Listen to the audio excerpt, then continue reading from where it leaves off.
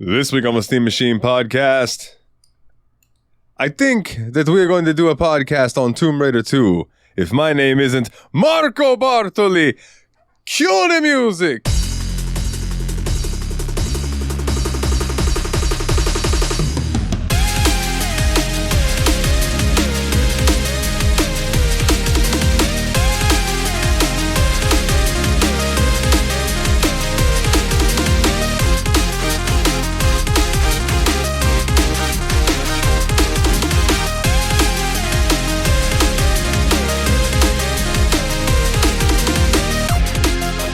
Hey everybody, and welcome back to another episode of the Steam Machine podcast. My name is Dalton, and joining me as always, the Destructoberus. It's a me, Marco Bartoli. And it's a me, Luigi Bartoli.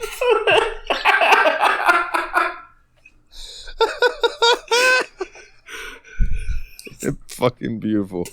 The Bartoli brothers. Yeah, they were in a shareware PC game. It came in a Pizza Hut box. I did come in a Pizza Hut box, but I didn't think anyone watched. Oh, good lord. How are you boys doing? Nate, what you been up to, buddy? Yeah, man. Just been a couple weeks, you know what I mean? Nothing too entertaining for me going on as far as cool stuff outside of the podcast. Just kind of been doing work stuff and not work stuff. Nothing too fun for me. One thing that might be kind of fun, I guess, is I stopped vaping. I have not vaped since about the last time we recorded, so Oh wow! been almost 2 weeks. It's been about 2 weeks since then, so we're past the hump on that. So, Oh yeah, buddy. trying to I'm proud of you. stay off of that. Like this thing, like you see me playing with, is more of a fidget toy that has a little cylinder on the inside that's basically like an essential oils diffuser. Huh. So it's kind of like get a little bit of flavor when I do like suck on it kind of thing, but there's like no vapor, no nicotine, no anything like that. So kind of tearing in a leaf on that page. Oh, that's good, man. That'll be good for your health in the long run. I'm considering when I go on vacation trying to take those days to not use any of this, but then I'm also like, oh, I really want to enjoy my vacation. Right, you don't want to be like sitting there like, life sucks, but at least I'm not at work. Yeah, exactly. It's like, man, I'm getting paid to be sitting on this beach and I really want a cigarette or something. You know, it's like, God damn it. But yeah, I commend you, brother, because I know that is not an easy thing to do. So Yeah, so kudos to you for the willpower. yeah, so I think that's really about all I've got Yeah, going good job. on that worth talking about this week, or that I feel like talking about anyway. So Word up. What about you, Will Dog, and your villain mustache? Yeah, I just trolled it. Yeah. So, I complained about my legs having some inflammation 2 weeks ago, and it's still kind of ongoing because it just happened in another spot, so I'm still dealing with all that and having some trouble walking and sleeping because of the pain sometimes. So what I've been doing over the last few days is a game called Powerwash Simulator, which is it's one of those, pretend to work type games, but there's a lot more going on to it than you would expect at first. I ended up really liking it. Like, I just got it to be shut my brain off, turn it on, and then like put on the other monitor like a video I don't have to pay a lot of attention to, like Drawfee or Game Grumps or something like that, and just have something kind of audio in one ear, look back and forth between that and my work, and just kind of do a repetitive, measurable task. The How Long to Beat says that the game takes about 39 and a half hours. I wasn't playing it on a launcher that keeps your actual game time, but in the end, I basically installed it on Thursday and finished it on Sunday, so I was really playing a lot of that that's game. the funny thing about that is like that time How Long to Beat gives you is essentially a 5-day work week, 40-hour work week worth of things to do, so that's kind of neat. Yeah, I basically just did 4 10-hour shifts, I guess, basically. 4 tens. That's the way to do it, dog. I wish I could do 4 tens instead of 5 or 6 I'm tens. a big fan of the fewer days a week type works. Absolutely. I have also been dabbling in Powerwash Simulator again because I saw you playing it, which reminded me like, oh yeah, I have that game.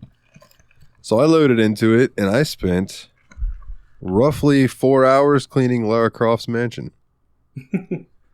Yeah. And then I got to where... I'm sad. Oh, go ahead.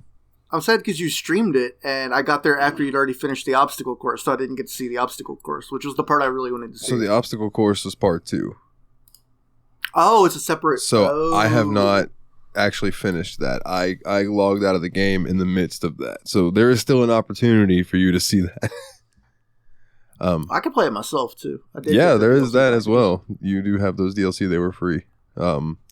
It has some interesting DLC choices, too. Like, they got the Lara Croft Manor. They got Midgar from Final Fantasy VII. They've got... Cloud's motorcycle as well. Cloud's motorcycle. Because there's a lot of missions where you just power wash a vehicle, especially in the story mode. There's Warhammer stuff and SpongeBob stuff, I want to say. I do not have the SpongeBob DLC, but I want it. But, I mean, power washing something underwater. Yeah, that's kind of wild. But the water logic in SpongeBob is always a little crazy in the first place. That's true, unless you're Sandy. Yeah, Sandy is the most internally consistent character. Yeah, man, Powerwash Simulator is great, which also led me to playing, and I am fucking with my microphone and making a bunch of noise with it, sorry. I'm putting it closer to my face. I've also been dabbling in House Flipper again. Yeah, and you sent me that too, and man, I'm like 6 or 7 missions into the plot, so I'm not actually buying houses yet. I'm doing handyman jobs for other people and learning all the different things. It's been really fun. You get to like learn new tools and then customize your own house too, which I kind of like. Yeah, which once you save up and you can buy another place, you can move into the new place and then sell that first house that you're in once you fixed it up.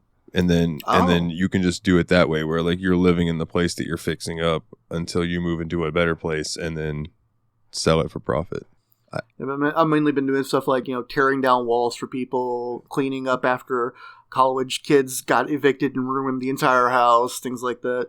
And that made me really glad that game has a mode where you can turn off the cockroaches and replace them with broken glass. Because I'm playing this game to relax and I don't want to get kind of grossed out. So I like a little accessibility, things like that. Like, I never really use the arachnophobia slider in games that have it, but I always appreciate that it exists. Yeah, I also use the broken glass instead because I'm like, man, roaches are gross. I don't want to deal with that. Well, that's what's up, dude. Anything else you've been dabbling in? I just want to say I was actually surprised that there was a lot more plot to Powerwash Simulator than I was expecting. Because it's only told through scenery and text messages. But, like, it ends up having a really well-connected plot with a lot of interesting characters. And, like, developments that make a lot of sense. And it does get kind of wild at some points. But, like, everything it does, you can look back and see what it was adding up to. Which is crazy. Yeah, and I look forward to seeing more of that because I'm not very far. I've dabbled mostly in the other stuff instead of going in and playing the career mode. Yeah, the crazy thing is how many people love this Powerwash Simulator. I've never heard a single bad thing about it. And people just talk about how like the gameplay and the actual like story and it's actually entertaining, which is not something you would expect from a game called Powerwash Simulator.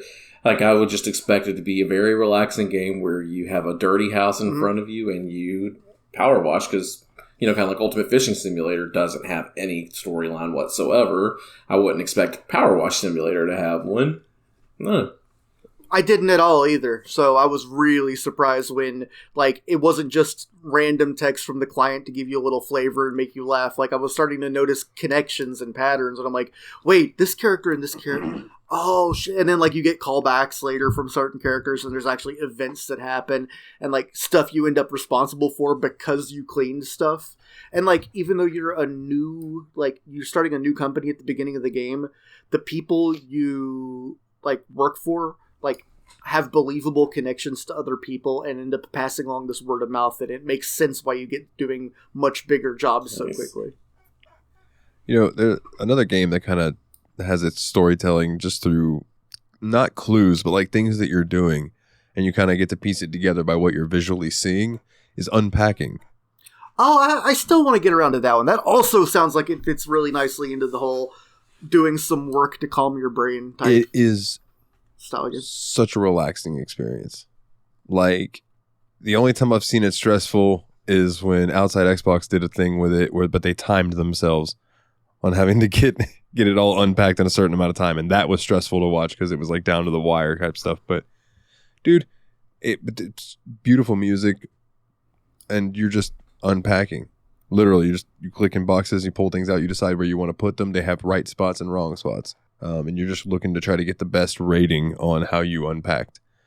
But if you look at the stuff that you're doing and the places that you're at while you're doing it, and you know as the game goes along, there's really a well-weaved story to be told. And I thought that was really interesting. So like, I appreciate that Powerwash Simulator also did something of that sort, because it adds something to a game that's really just kind of doing some work. You know what I mean? So I appreciate that. It's like, I hope there's a murder mystery plot in Lawn Mowing Simulator. See, this is why we wanted Tales of Herring Lake to happen.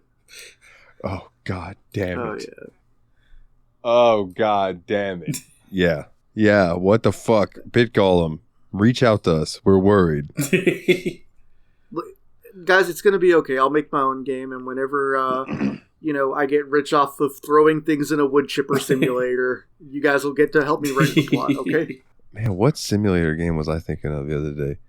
You know, we could try to code like a soda simulator, and it could just be you drive a soda company truck and you have to park it. It'd be like American Truck Simulator in a way. You got to park it, and then you got to go and put the product on the shelf. I was thinking of the part where you do the ordering too, and it was starting to feel a little bit like those educational games they had us play on the apples in elementary school, like Lemonade Stand. Fucking, we can make 10s, 20s of dollars. I can't wait to become a dozenaire. Hell yeah. Even 100 air would be sweet at this point. Your boy's bank account's hurting, even though I've been fucking working my dick in the dirt. I think how it goes, like, this is the most I've ever known you to be working. Like, you have the most hours you've ever worked, doing the most work you've ever done. You still don't have money. You know, like, how does this happen, Dalton? Yeah. Gotta love it, dude. Bills and this fucking puppy.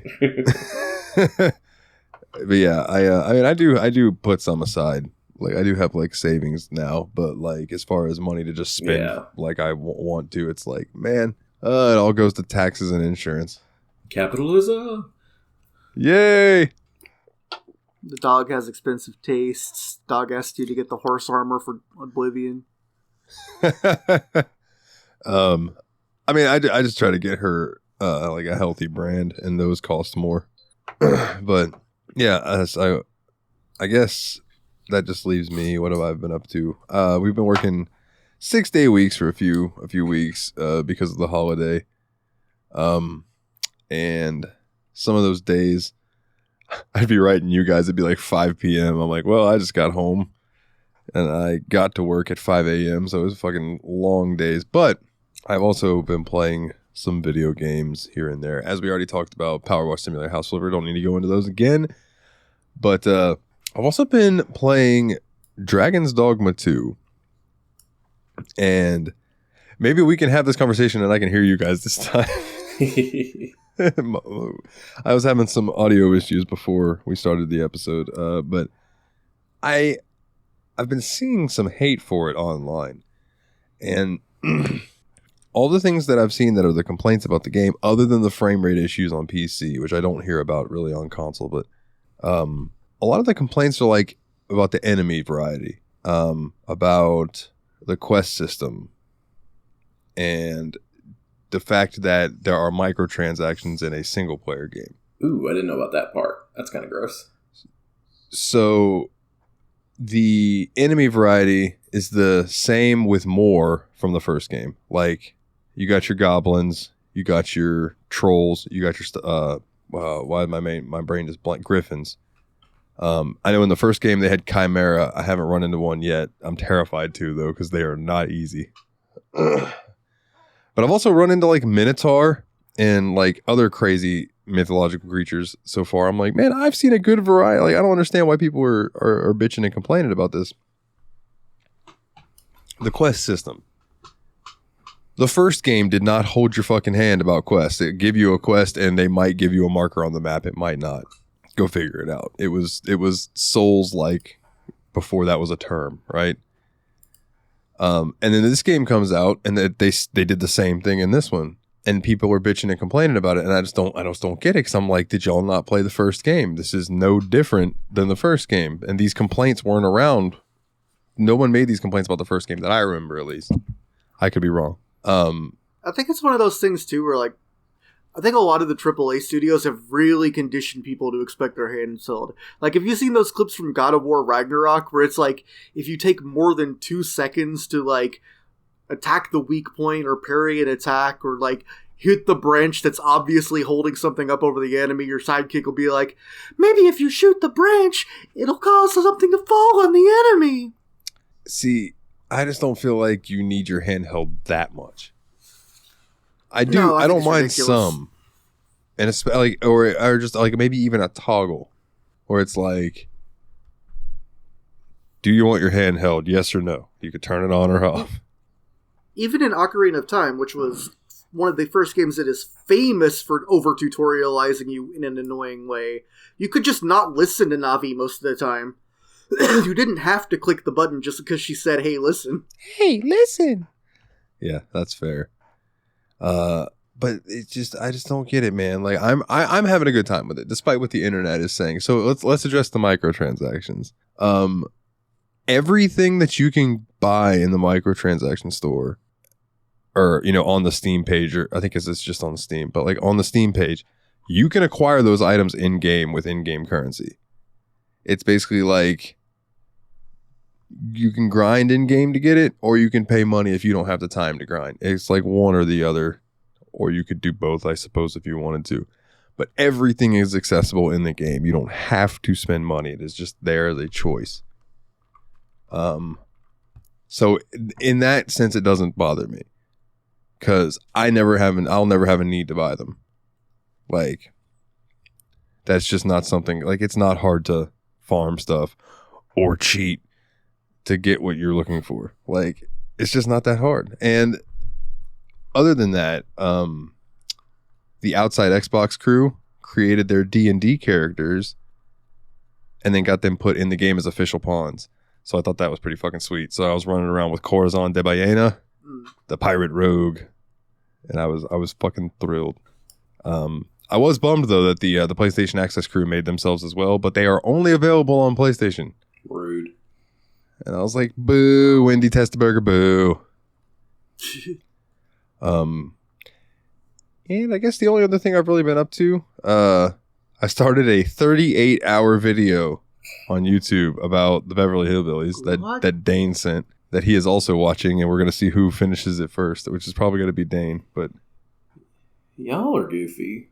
That's all I have to say about that. That's a lot of video.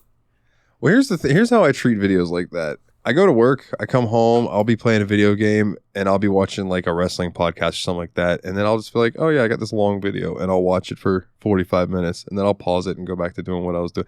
So like, it's gonna take me for fucking ever to get through that video, but I would like to, because that's how I feel about videos that are like 45 minutes yeah, long. same. I don't know what to tell you, man. Like, I just don't mind long form media. It just doesn't bother me, especially if it's informational. Like, I like taking in and learning things. More power to you, man. I don't have the patience. I used to be prescribed Adderall, but I'd stopped taking it because it just made me feel like a zombie. I was holding up a bottle of Adderall to the screen. That's why he said that. Yeah. I started off on Ritalin, and then they put me on Adderall, and then they moved me to Strattera, and then I just quit taking it completely. I do not know Strattera. I do remember they very briefly put me on Ritalin in like 7th grade, and I hated it, and I stopped being treated for ADHD for like a decade. Yeah, I also did not like Ritalin.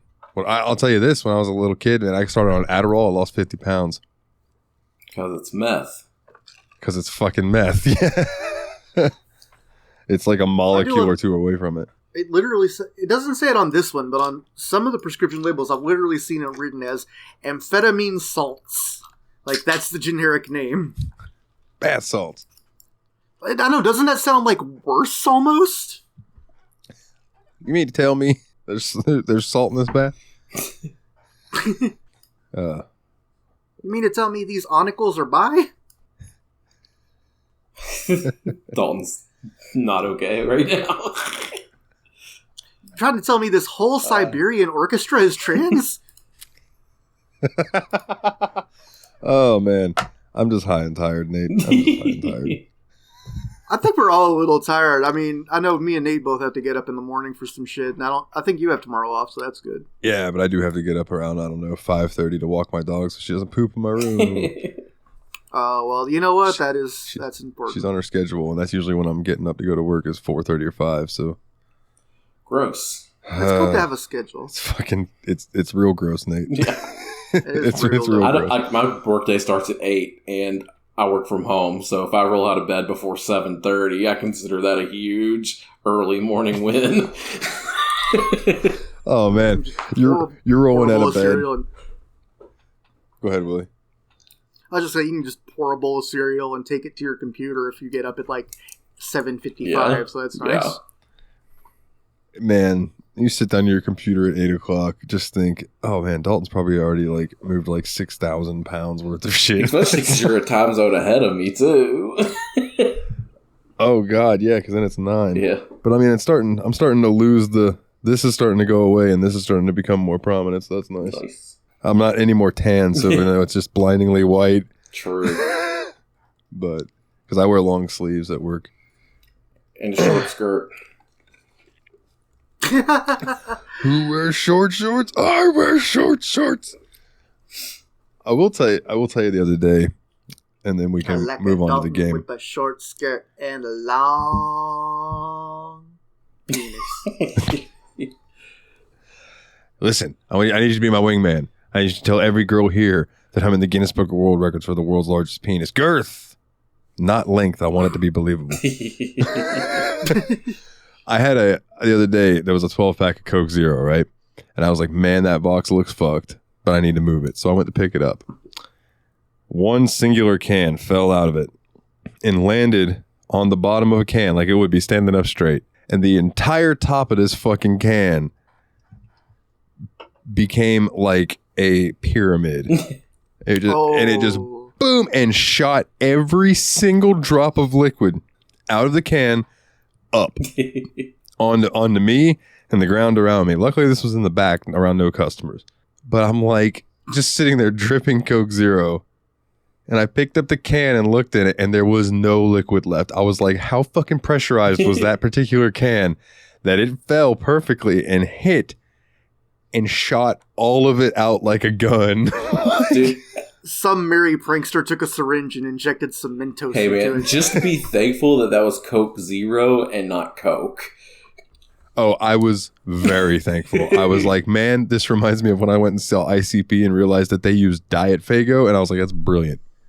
Because then it's not going to be near as sticky, if at all. Yeah. I was just like, man. So I went over to the... Does that limit their flavors, though? Do they make a Diet Red Pop? I think Faygo makes Diet like almost damn near every flavor that they have. I just don't know what's available regionally. I was in a Save-A-Lot the other day, and in their cooler, they had 2 rows of regular, I don't know what size this is, 12 ounce? Yeah, 12 ounce cans of like all kinds of Faygo. And I was like, what? The girl I was in there with, I said, this place reminds me of Aldi's. She goes, oh, honey, this is ghetto Aldi's. And I about fucking died, dude. She was like one of those girls that if you pissed her off, she'd be like, bless your heart. Oh, that's devastating, dude. So there's this, without you going in the names, she tells me there's this guy that we work with, and she's like, yeah, he doesn't like me, he doesn't work with me anymore. He told the supervisors that I called him stupid. I didn't call him stupid. I asked him if anyone had ever told him that he was stupid. She's like, I did not call him stupid. I'm thinking to myself, no, that's pretty much calling him stupid. Like, what the fuck? But she was a hoot. Oh, all right, boys. We played a game. I recommended that we play the Tomb Raider 2 remaster. And the remaster is done by Aspire, but we will get to that in just a second. Because first we have O-dubs, and I want to give you the O-dubs of the original game before we get into the remaster. Tomb Raider 2, also known as Tomb Raider 2, starring Lara Croft, is a 1997 action-adventure video game developed by Core Design and published by Eidos Interactive. It was first released on Windows and PlayStation. Later releases came for Mac OS, iOS, and Android. It is the second entry in the Tomb Raider series and follows archaeologist/adventurer Lara Croft hunting the magical dagger of Zion in competition with an Italian cult. Nate, what was the name of the guy who led the Italian cult? Marco Bartoli. Thank you. Gameplay features Lara navigating levels split into multiple areas and rooms and room complexes while fighting enemies and solving puzzles to progress, with some areas allowing for or requiring the use of vehicles. An expansion pack subtitled The Golden Mask was released the following year, containing new levels focused on Lara's quest to find a golden mask in Alaska. And then some interesting little things. Productions began on this game immediately after the success of the original Tomb Raider. And Toby Gard, one of the original creators of Tomb Raider, left the series after the first game because he did not like how much of a sex symbol that Lara Croft was becoming. Okay. And he ended up coming back for Tomb Raider Legend. And I think it was noted in that game that they gave her big ol' honkin' bazongas. So I don't know how much now that made much of a fucking sense, but we played Tomb Raider 1 through 3 Remastered, which was a 2024 action-adventure game developed and published by Aspyr. It is a remastered compilation of the first 3 games in the Tomb Raider series, originally developed by Core Design. It was released for Nintendo Switch, PlayStation 4, PlayStation 5, Windows, Xbox One, and Xbox Series X and S on February 14th, 2024, and the game has received generally mixed reviews from critics. It's probably not going to differ much from the review that you're going to get here today. Aspyr recently has done a few things. I believe they ported Civ 6 to the Switch, or it might have been they ported it to Mac. But Aspyr has done 2 remasters recently: Tomb Raiders 1 through 3 and Star Wars Battlefront 2. And I don't know if you guys have seen the people talking or heard about Star Wars Battlefront 2 remaster. It's apparently shit. Okay. They talked about it on Triple Jump. Shout out to Triple Jump, even though like they do not need us to shout them out. They were talking about it and just saying that online it's really hard that you guys you just basically have to, you and your friends have to refresh the server list over and over and over until you see a server that all of you are like, okay, I see that one. Do you see that one? And then you can all join that. Then you can't choose teams. So it's just like, apparently this company's not good at remasters. Good to know. And they've done 2 now. Yeah, it seems like the thing they're most famous for was like, especially in the like late 90s, early 2000s, they were like the company that was porting a lot of games, like console and PC games, over to Macintosh. Like, according to an IGN article from 2004, by 2004, they owned 60% of the market share for entertainment software for the Macintosh. They ported over games like KOTOR, Homeworld 2, Command & Conquer Generals, Call of Duty, the Tony Hawk and Tiger Woods games, Harry Potter, Blood Rain. Question. With them holding 60%, now this might be a stupid question now that I'm thinking about it. 60% is more than half of the share population, we'll call it in Neptunia terms. Yeah. Would that be considered a monopoly? Or would they have to have 100%? I don't think they would be considered a monopoly, just because it's more along the lines that there was a lack of, competition publishing for the system. It's not like they had enough of a market influence to drive other people out of the market. It's just they simply were putting out a lot of stuff. Okay, I gotcha. So they were just spread thin as far as what they were releasing then. I mean, 60% is an interesting number, because certainly in some markets you could consider that a monopoly, but it's not like I think them putting Blood Rain out is going to put other people out of business. That's fair. So yeah, man, I have lots of nostalgia for this game, so I have my thoughts. especially on this remaster. But I'm curious as to you guys. Did you guys play this back in the day? Was this a game that y'all had? We missed a lot of the really fundamental PlayStation 1 series just because there were so goddamn many of them. Yeah. Tomb Raider was one of them. We never really played Silent Hill or Resident Evil as kids. We played a lot of RPGs on the PlayStation 1. Like, we had, like, all the Final Fantasy and the Final Fantasy, like, re-release old games like Origins, Chronicles, things like that. Yeah, and I really liked playing like Spyro and Crash Bandicoot on the PlayStation, but it was just like Tomb Raider just wasn't one that really jumped out to me that much as a kid even, so it was just kind of like, and there was like, we got this PlayStation like I guess probably a year or two into the life cycle at least, right? Oh, we got the PlayStation pretty late in the life cycle because we got it a couple of years after we got the N64. Yeah, so it was just like one of those things where you had to pick and choose which games you went back to because it was still, the games were still pretty expensive back when we were still buying PlayStation 1 games. Yeah, because a lot of them were still full price. So I think Tomb Raider would have probably been a Greatest Hits re-release at that point because the Greatest Hits series did exist. But like, we got it in the summer of 1998. So that would have been pretty deep in the life cycle. I can look up exactly when the PlayStation. But the short answer to your question, no, we did not play Tomb Raider back in the day. Right, sorry, I got all nostalgic. Okay. Yeah, see, this was one of the games that we got. I think we had Tomb Raider 2 before Tomb Raider 1 because I feel like the Tomb Raider 1 that we had was the Greatest Hits version, but the Tomb Raider 2 was not, if I remember correctly. That makes sense. We had the gold cartridge for Zelda 2, but the original cartridge for Zelda 1. Yeah.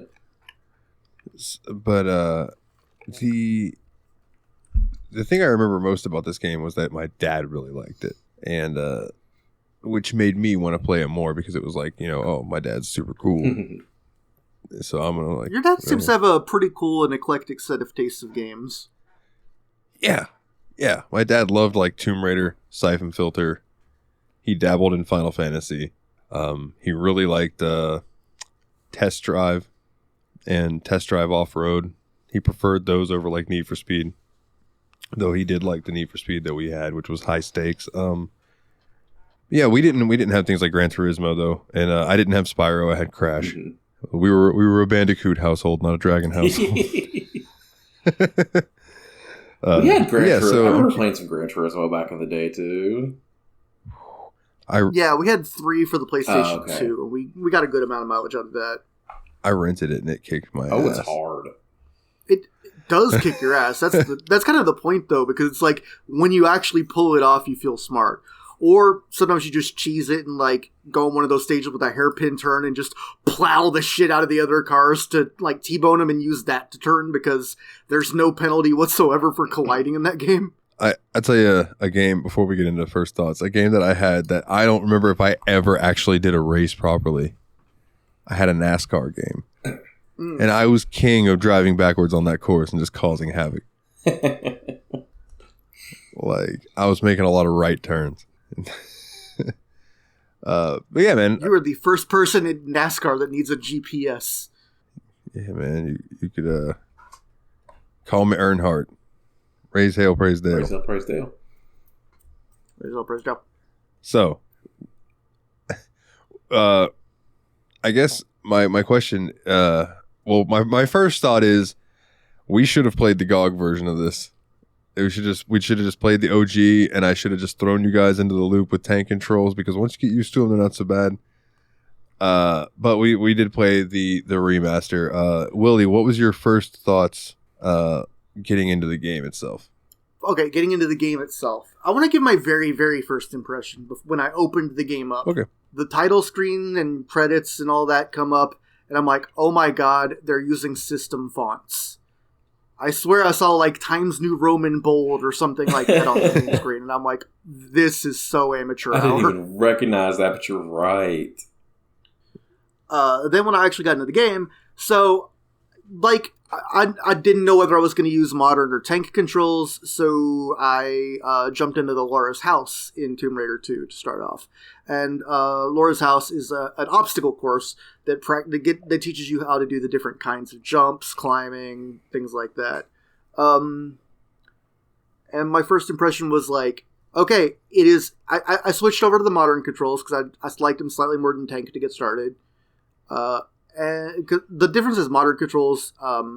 Basically, your movement is relative to the camera, whereas tank control is obviously you rotate, you turn, like first-person shooter mode, except you're third person. Like you hit left and you turn left, you hit right and you turn right, forward and back, go forward and back. And then in modern control, they also simplify some of the buttons too.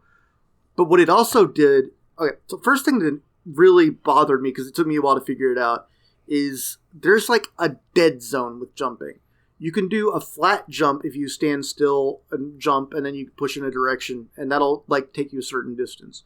But if you want to do a running jump, you have to have run for like 2 full steps before she'll jump. Otherwise, she just runs right off the cliff and dies.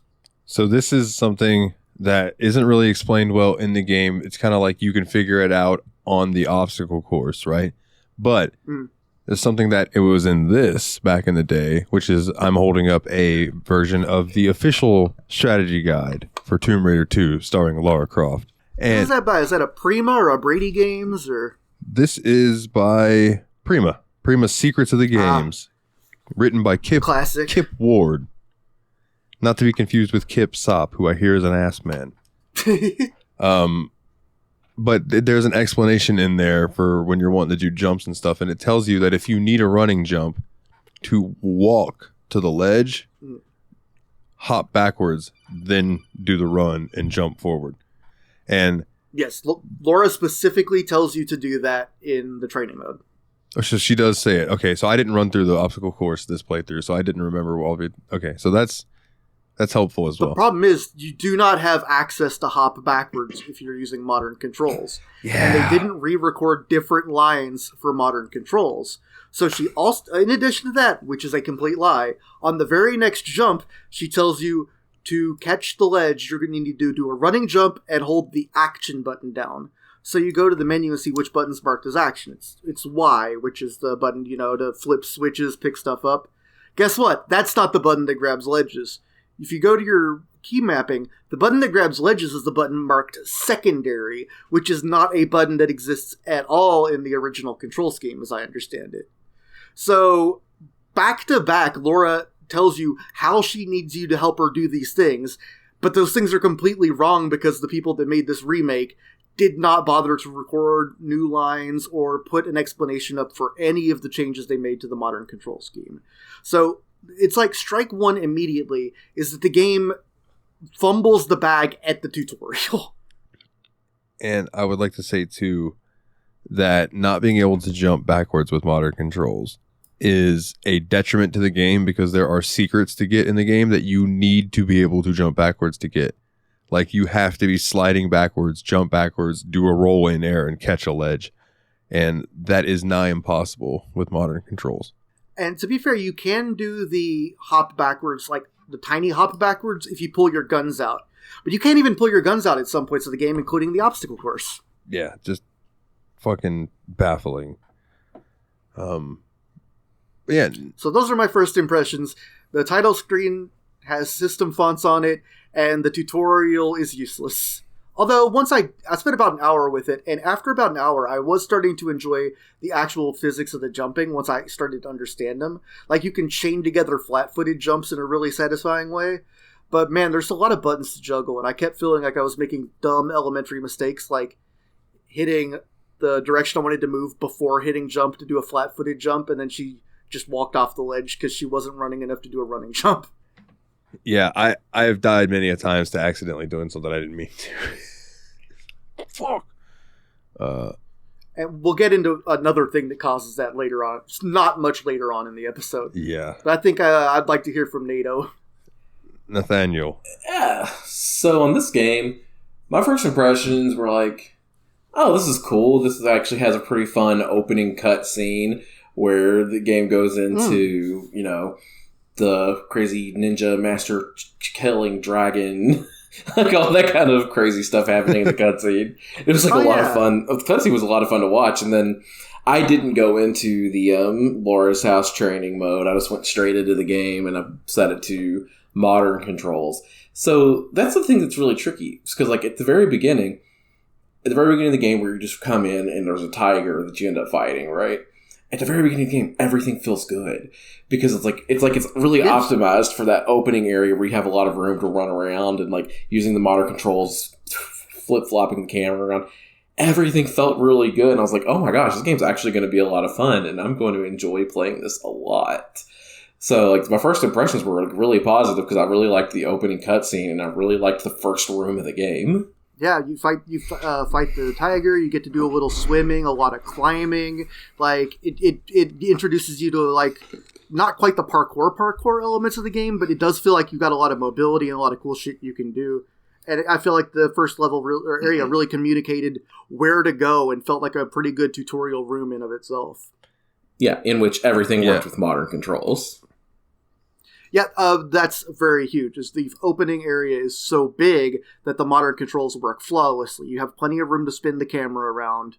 You never get stuck on a wall, for instance, and you the modern controls work great in open areas like that. And the other thing that really stuck out to me, sorry, Dalton, I know you were about to start talking, but like with the opening opinions on this is like, I really liked that there was a button on the controller just dedicated to swapping between old school graphics and remastered graphics. I did enjoy that a lot. And like, and I did like that a lot at first, but as the game wore on, and I guess this is a little bit later on, but something I noticed is like, the modern graphics felt really lazy, and I preferred looking at the old graphics most of the time.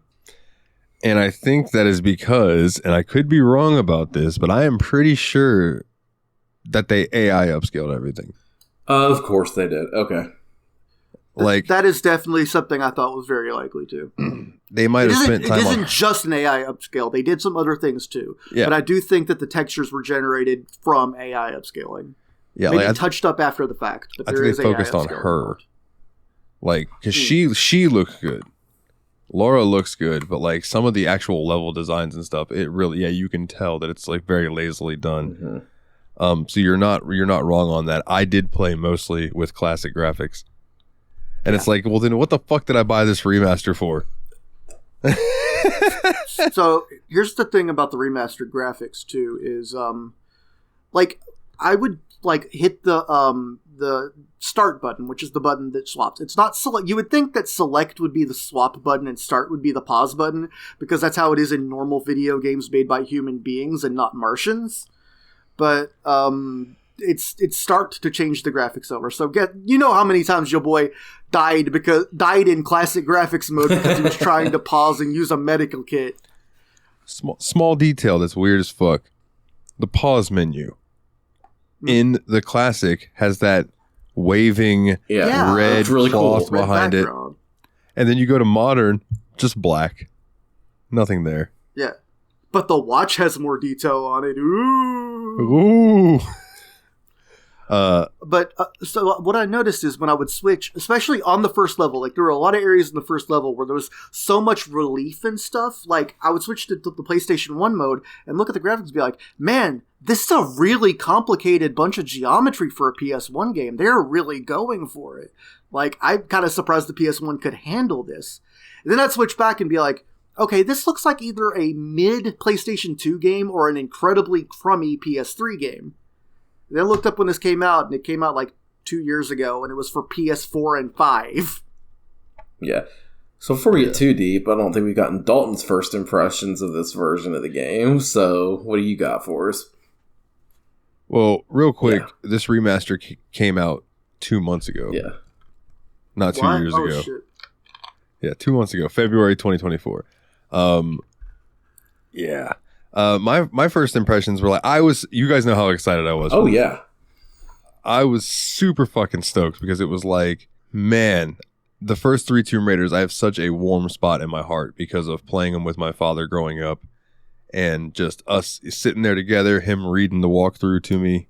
Because like I started playing these games before I could read properly. You know, so like that's the level of nostalgia that I have with it. And it just, I loaded into it. I'm like, okay, man, this looks really pretty. I checked out the modern controls and I was like, ooh, these are weird. Because I guess the tank controls of Lara Croft are just so fucking ingrained in me that trying to play it with modern controls really was not comfortable for me at all. So I ended up switching back to regular. And that's where I'm saying, like, well, man, I could have just played what I have on GOG. Because I own Tomb Raider 2 on Steam and GOG. And now I have the remastered version as well. And it's like, I ended up playing with tank controls and old school graphics. I could have just... But yeah. One thing I did appreciate that they did is that button that you can use to switch graphics also works on loading screens and, like, the main menu. It works everywhere. Yeah. Literally everywhere you can switch back and forth between them. And that's another one where you can really see, it's like, oh, okay, so they just took this loading screen and they made it widescreen and upscaled it. Like, I get that this is a remaster and not a remake. Like, I told Willie this, I think, in when we were chatting the other day. If we ever go back and do Tomb Raider 1, which I don't know if we will, but if we ever do, I want to either do the original or I want to do Tomb Raider Anniversary, which was a remake. But the only problem with the remake is it came out in the time where QuickTime events were something that were put in the video game. So it's like you have to deal with QuickTime events. It's like they're always doing my girl dirty in some fucking way. But watching the opening cutscene where the dude draws the dagger out of the belly of a Chinese dragon and then gets sealed in a fucking tomb because of it, and the soul of the dragon gets sucked into the dagger and all this whimsical shit just reminded me of, like, that's why I love this original series as opposed to why I was so put off by the reboot, where it was like the reboot took itself so seriously that it was like I never saw a spot where there could have been a dagger with the soul of a dragon inside of it, and like things that just aren't gonna be actually happening in real life. It's like they tried to make it too real. But that's not a first impression. So my first impressions, again, just I thought it looked pretty at first, and then this was my pick. I did not get Out of Venice, which is the second level. I have beat this game more times than I can count when I was younger. So like 4? Fucking dick.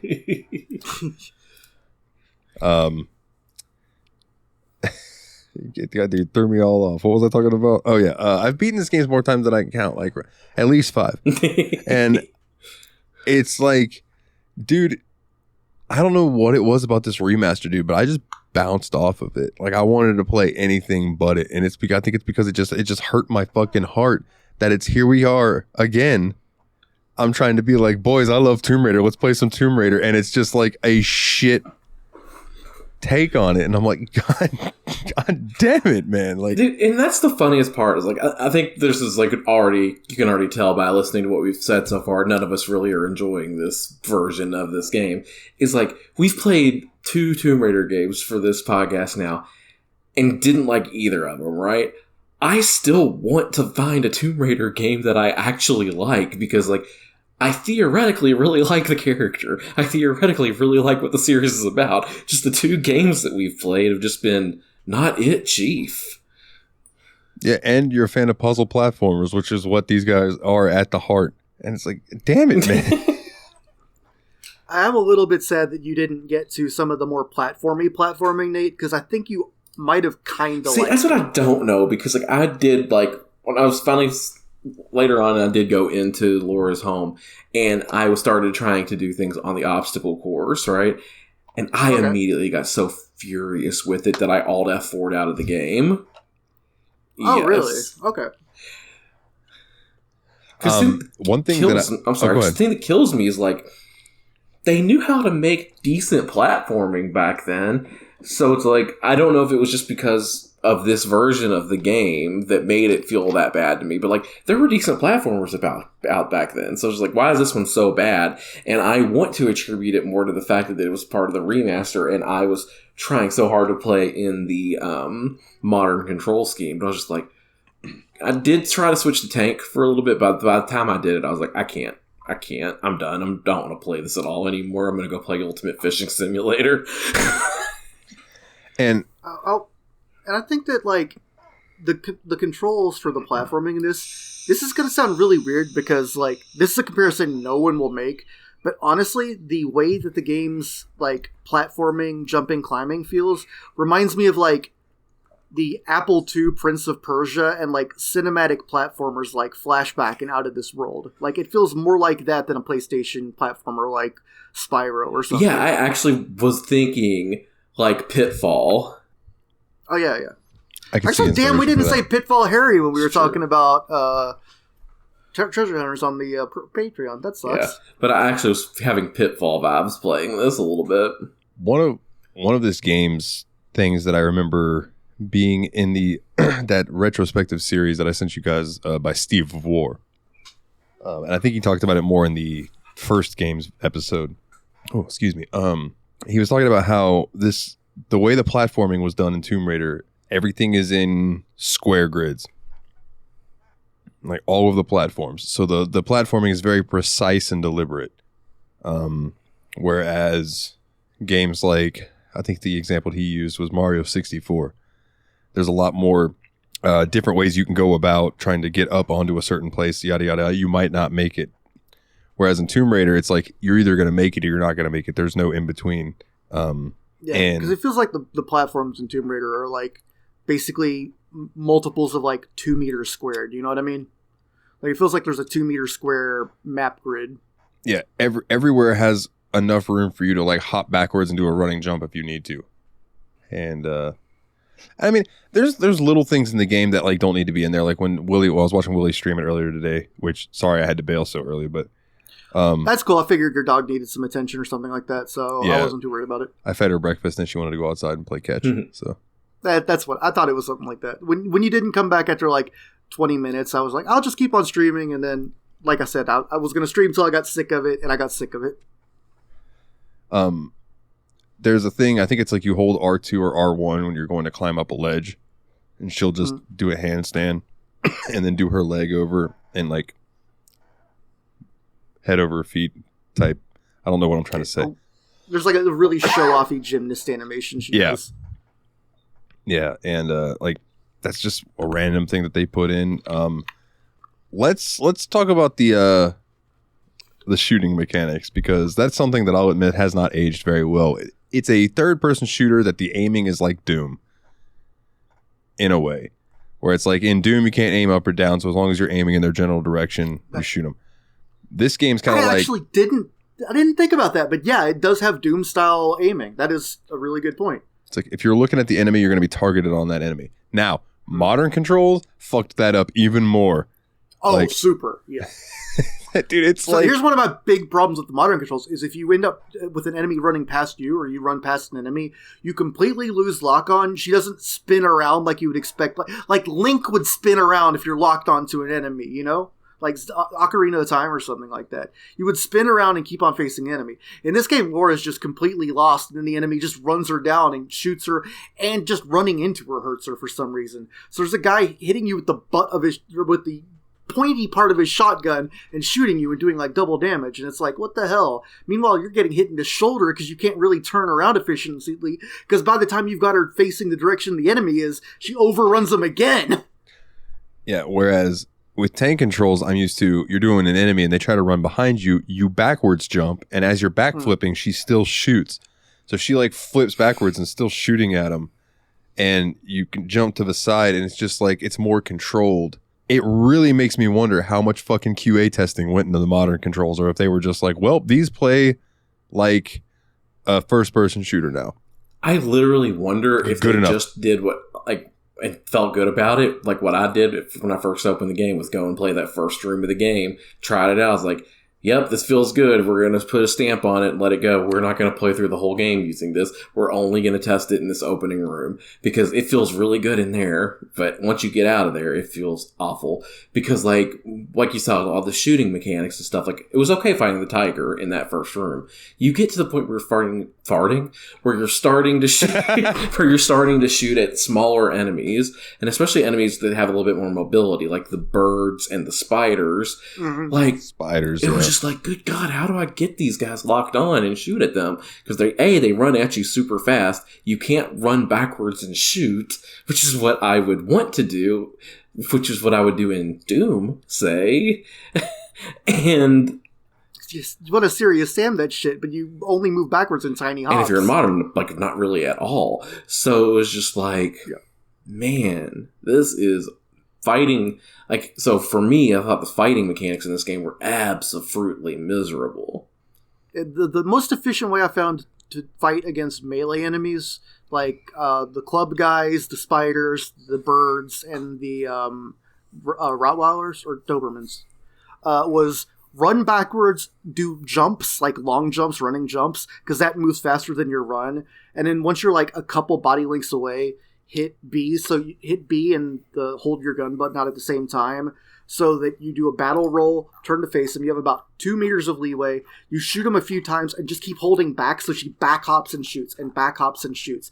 And if they get really close, you hit jump, and then while she's crouching, you hit back, and that's how you get a backflip. If you hit both at the same time, you just get the little back hop instead of the back flip, and you don't get the error you need to avoid the attack. So there's all these mechanics that are not explained anywhere. Oh, speaking of mechanics that aren't explained, this is hopping forward a little bit, but when I was watching Willie stream, he was in we were talking about hopping backwards, dude. Nathan just mouthed either damn it or stop it. I can't tell which. Stop it. You probably... Oh, because I was about to say, God damn it, Willie. So I used my good joke on the Patreon part, okay? That's true. He did. You should sub to the Patreon. Patreon.com/Steam Machine Podcast. There was that section that you did where there was the glass shards on the floor, and you jumped into them and died, and I said, this is a part of the game that they don't telegraph what you're supposed to do, and you immediately were like, oh, okay, and then just started walking through them, and they were fine. And I was like, yep, that's exactly what you needed to do. There have been a few games where spikes on the floor don't harm you as long as you walk instead of putting any downward pressure on. And it's interesting because glass shards stuck to the floor, if you land on them, they instantly kill you. If you run through them, they drain your health. But if you just walk, she just steps between the shards. Yeah, and that's something that they talked about in the... I believe I heard that brought up in the Josh Strife Hayes video that I sent you guys as well. That was the longer of the two of the Tomb Raider videos. And I feel like we're citing our sources really well in this episode. Yeah. Shout out Josh Strife Hayes.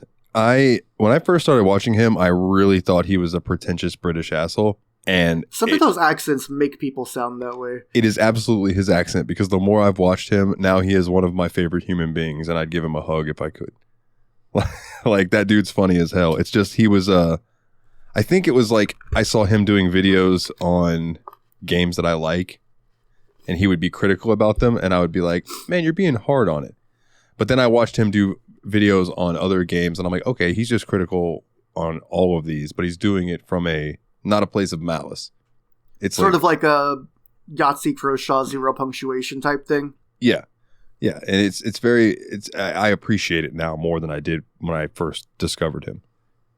Although another thing about Yahtzee is less of a critic and more of a comedian that happens to have, like, critical things. Like, if you keep going down that line, you end up with Donkey. But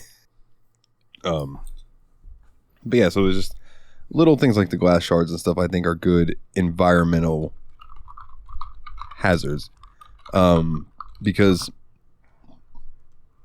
I will say that this game, for as much as I love it, hasn't aged super well. I'll admit that with nostalgia, it helps, but without nostalgia, I can imagine going back to this is a little rough. Maybe a lot rough. But 2, there are points in this game that are health checks, basically. Yep. And it's like, if you don't have the health packs that you need, then you might as well just start the fucking level over. Which sucks, because like, you can literally, like, I saw this from watching those videos you sent, you can literally save yourself into unwinnable situations. Like, if you hit save, and there's situations where you're almost not physically able to make it out of those. I'm really worried about that on my own file. I was starting to get low a couple times. I started making double saves and doubling back on my saves just in case. And Nate, I hope I'm not blowing up your spot too much, but is that mystery or cream soda? Cream soda. Nice. Yum. I don't like actual white cream soda, but I really do like the cream soda suckers.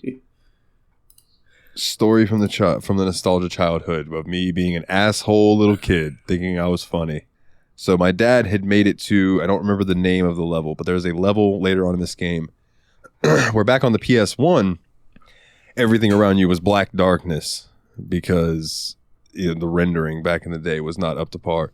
But you're up on these like green statues, these emerald statues in the middle of just the sky, it looks like. And you're trying to get across, and there's this like floating demon thing that you have to kill. And my dad had just killed that thing and saved it, and then he got up to go smoke a cigarette. And I walked over to the controller, and I jumped off the side of the ledge, and then hit start and saved the game mid-fall over his fucking save. So he came back in, unpaused the game, and was falling to his death, loaded it, was falling to his death, and had to start all over. You're a terrible son. But he used the skip level cheat to get back where he was at, which is written in the back of our handy dandy walkthrough in his handwriting, so I can tell that he wrote it. But like, I'm just like, man, what an asshole thing for me to do. Like looking back, it's like that's pretty awful, dude. As like a 5-year-old or 6-year-old, I thought that shit was hilarious. But yeah, in retrospect, fucking dick move, and I would be so mad if a kid fucked up my save. Like, seriously, me and Dane are brothers, which means we fought a lot. And yet we knew sacred shit like that. If one of us had saved over the other guy's Final Fantasy file, that wouldn't have just been we're fighting. That would have been we're disowning each other. That would have been don't sleep tonight. Yeah, don't sleep or you're staying asleep. I've got a pillow and I know how to use it. I love that y'all say that, because that used to be something my dad would say to me. Don't go to sleep tonight. I'm going to shave your head while you're asleep. But you mentioned the original render being really dark in places, and I will say one thing I do like is I switched back and forth between the rendering styles a few times, and there were places where like it was extremely dark in the new version that were much more readable in the original, or places, especially swimming areas that were impossibly dark in the original that they brightened up really well.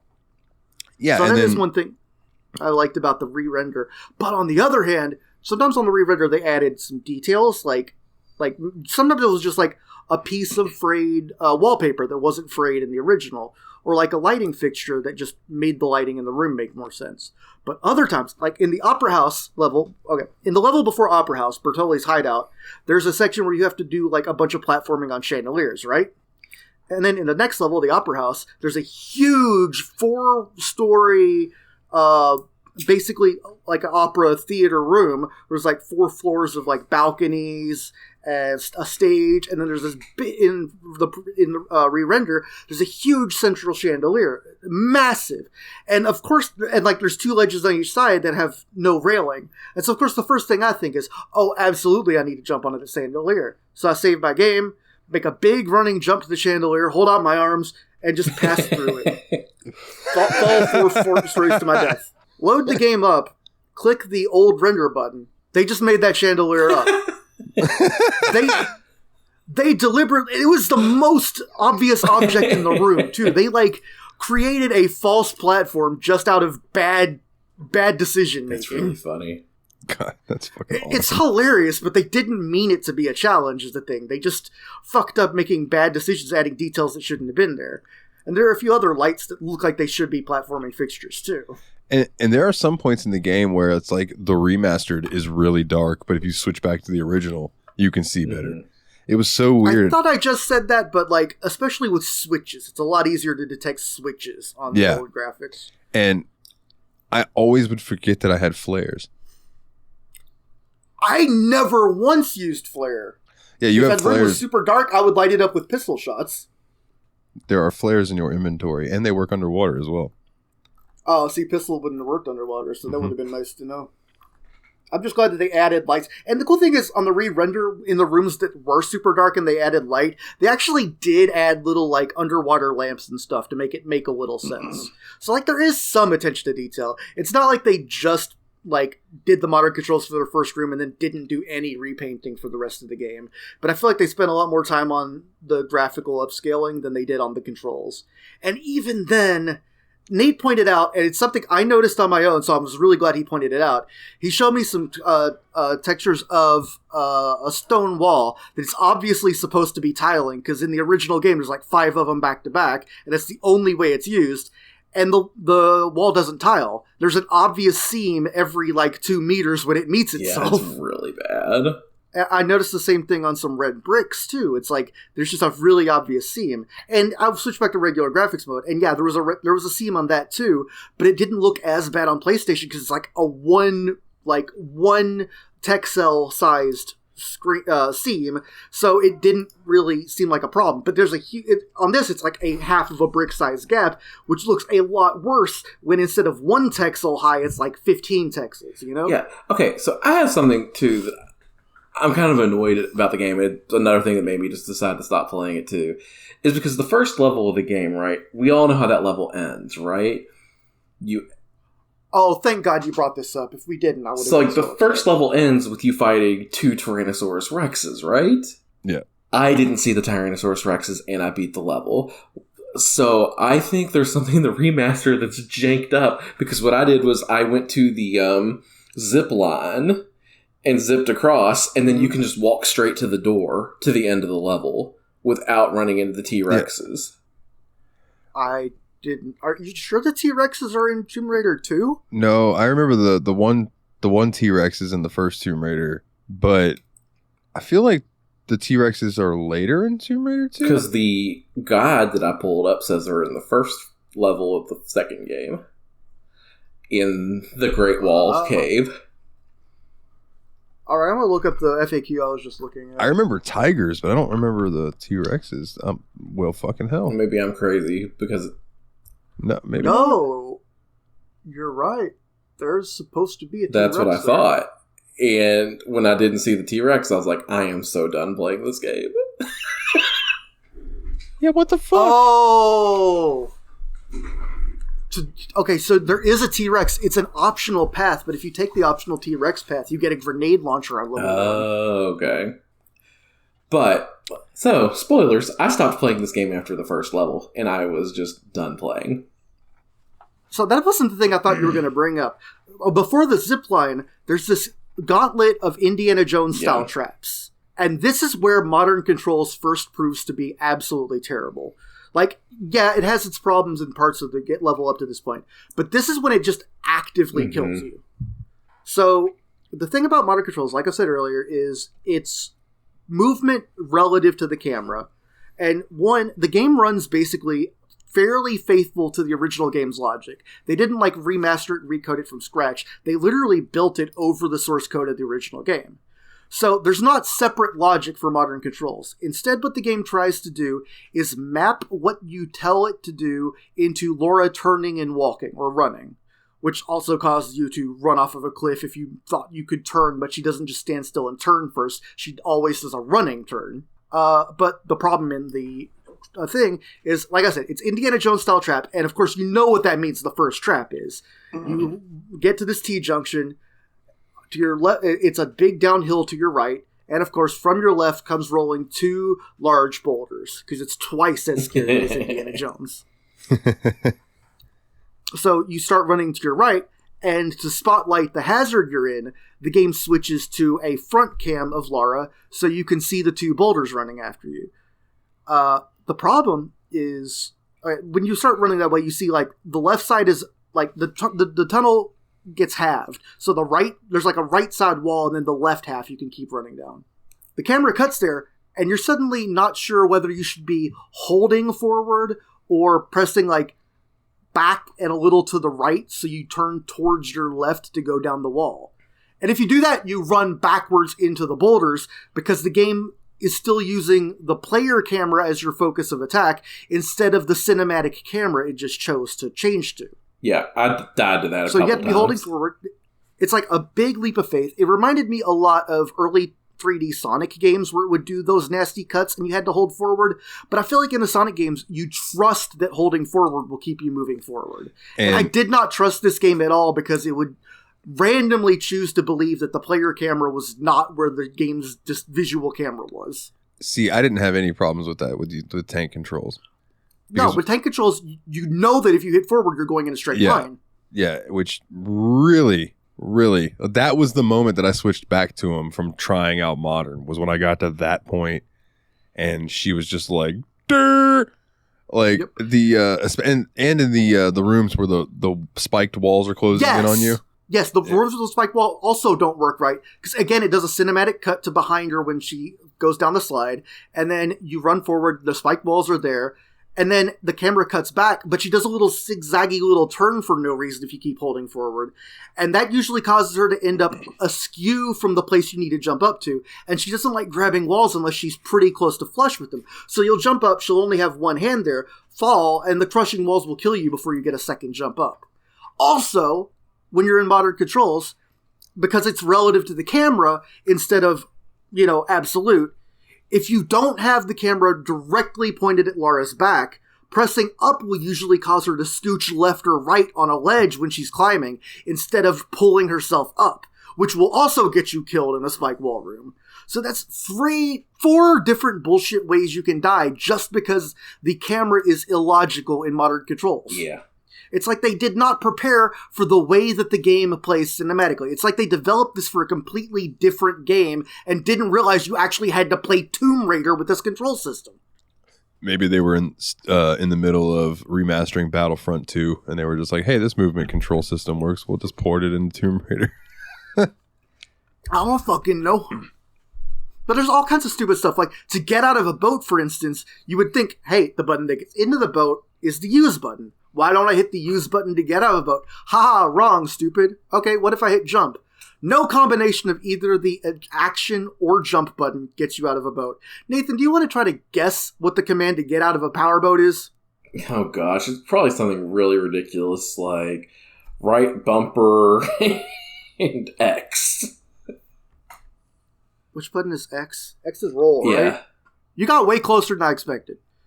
It's roll left or roll right, which causes you to do a somersault off of the boat. And that's the only way to dismount. Okay. That's weird. In tank controls, I think it's you hold jump and hit left or right, but she just hops out of the boat. She doesn't flip out of it. She just whoop, hops out. That's so strange. What the fuck? I don't know. That you would think that would be an option. You really would. You would think jump would get you out because it looks like just a jump. Another issue. Go ahead. Okay, and then of course Nathan hinted at this. We were talking about big open areas being decent for tank or modern controls, but if you're in really cramped rooms, which comes up a lot, especially in like the Opera House and in Venice, and basically all the levels that take place in Venice, there's some places where you have your back against the wall and the camera won't rotate into the wall. So you're doing a blind jump and the camera will rotate with you when you start to run. And you're not sure if the player camera counts as being behind you or aside you or what. So sometimes you end up turning in midair and missing your jump. Sometimes you don't. And you're often jumping directly into the camera. Yep. Yeah. I tell you just quickly, one of the things nostalgia-wise that really sparked with me is that it was the Venice levels in Tomb Raider 2 that gave me the appreciation for violin that I have. Oh, there's some really beautiful music in those levels. I really love the part where, I don't know what composer it is, but it sounded kind of like Vivaldi, like kicks in when you start to hear the bells for the first time. And I thought that was really beautiful. It was a great bit of scene setting.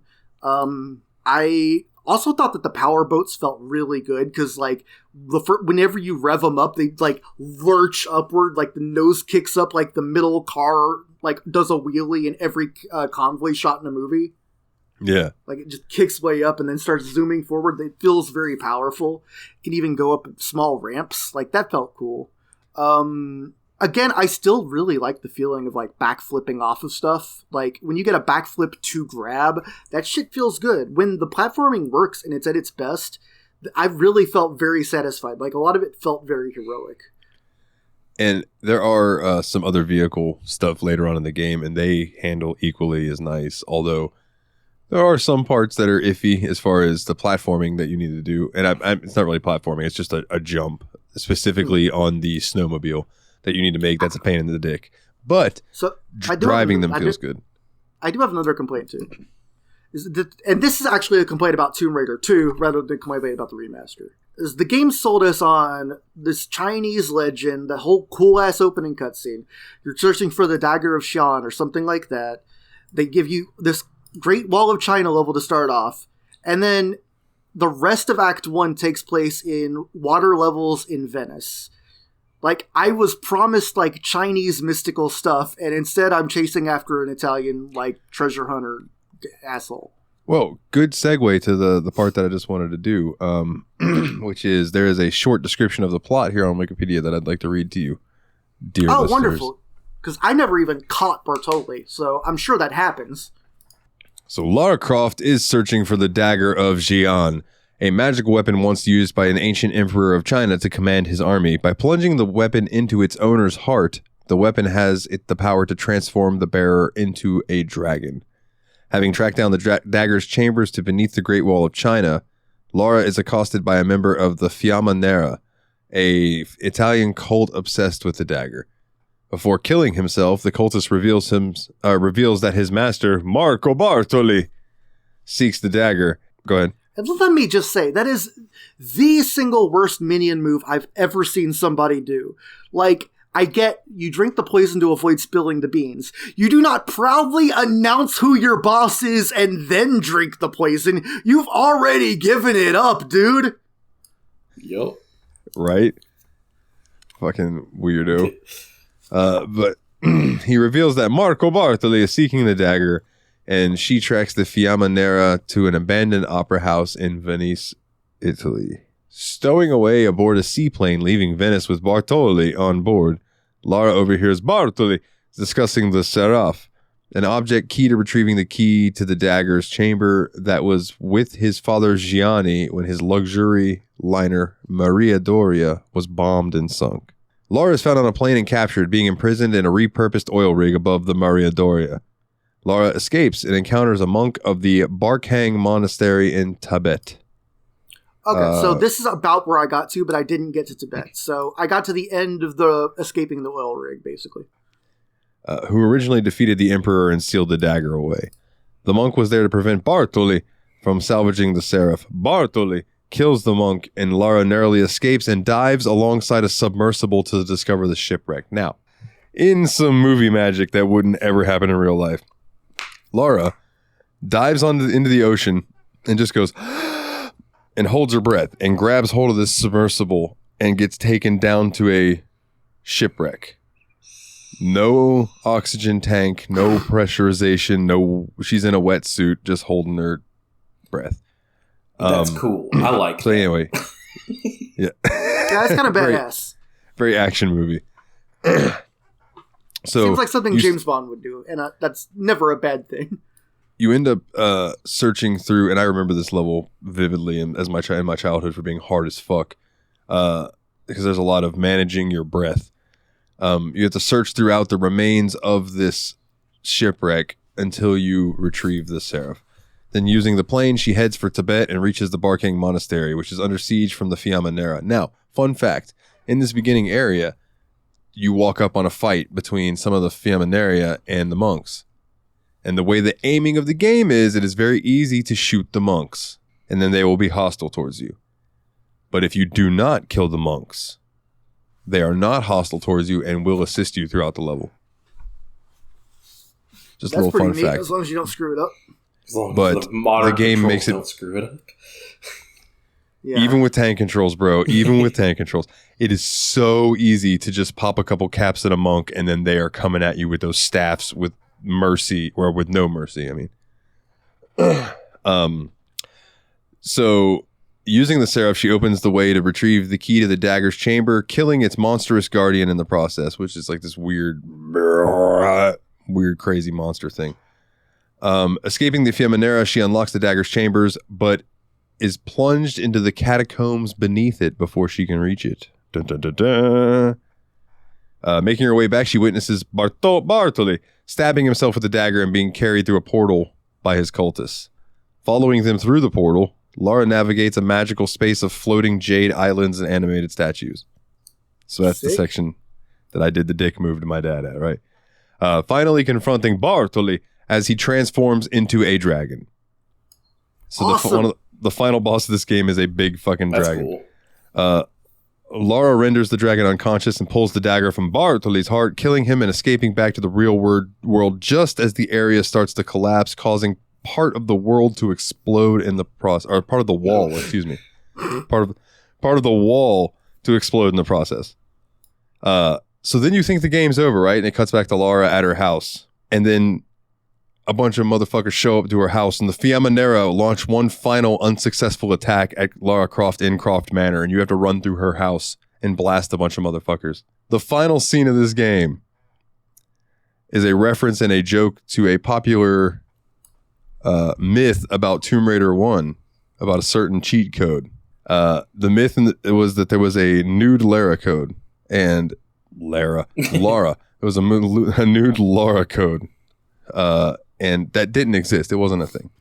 But this game ends with Lara in the bathroom, in her bathrobe, turns the shower on, and gets ready to take her robe off, and she stops. And she breaks the fourth wall. She looks at the camera and goes, "I think you've seen enough," and pulls out a shotgun and shoots the camera. And that's the end of the game. And then there's the stuff about the golden mask, but I don't know because I was an idiot and didn't actually play the part that I had never ever played before. Because you were so disappointed in this remaster that you didn't want to, which I think is kind of perfect, honestly. If nothing else, though, this game definitely brought me more to Lara Croft. Like, she felt very, very capable 90% of the way, except it feels like she's a weirdly slow climber compared to everything else. Did anyone else get that? She's very meticulous. Mm-hmm. Well, it's just like when she jumps, she's incredible, you know? But she climbs ladders and cargo nets and stuff with the speed of a goat. Goats are pretty fast, man.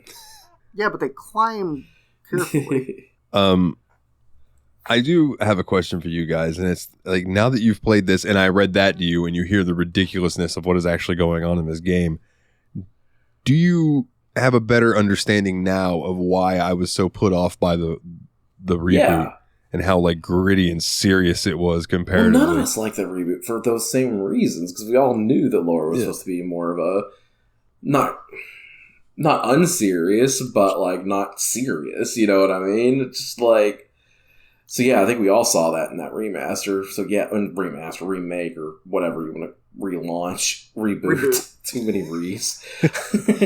So many re's. Lara Croft is not a B-movie character per se, but she's heavily inspired by Indiana Jones, who is in turn heavily inspired by cheesy 40s and 50s serials. So the lineage goes all the way back that far, to the point where it embraces the cheese in the name of having the action and adventure make sense in its internal self-consciousness. And because of that, it isn't unserious, but it doesn't take itself seriously either.